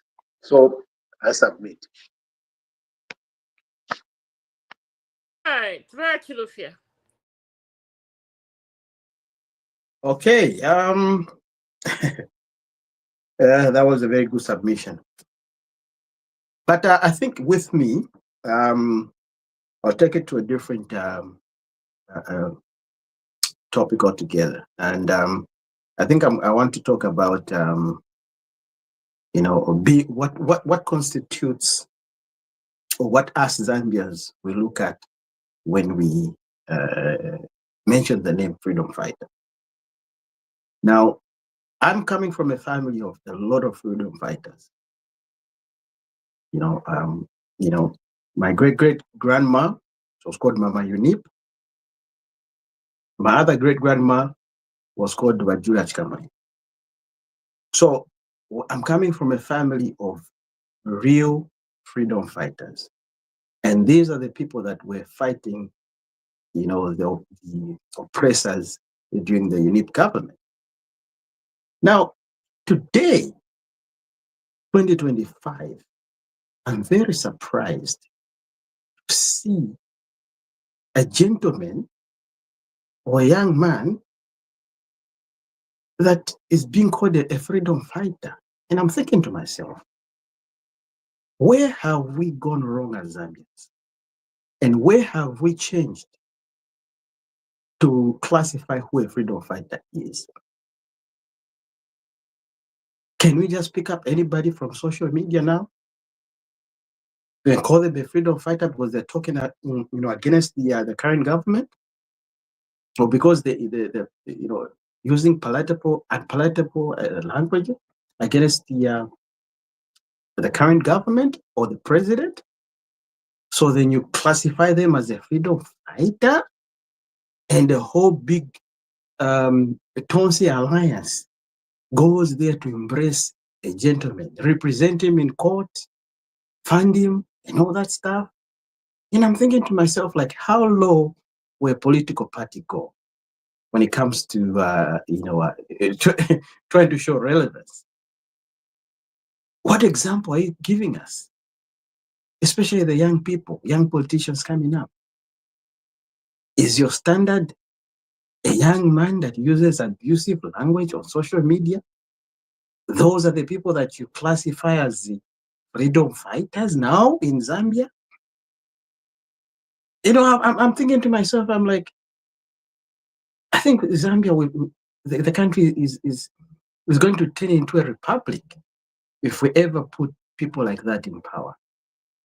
You can imagine the kind of chaos that this country will be in if some mistake they ever came back to power.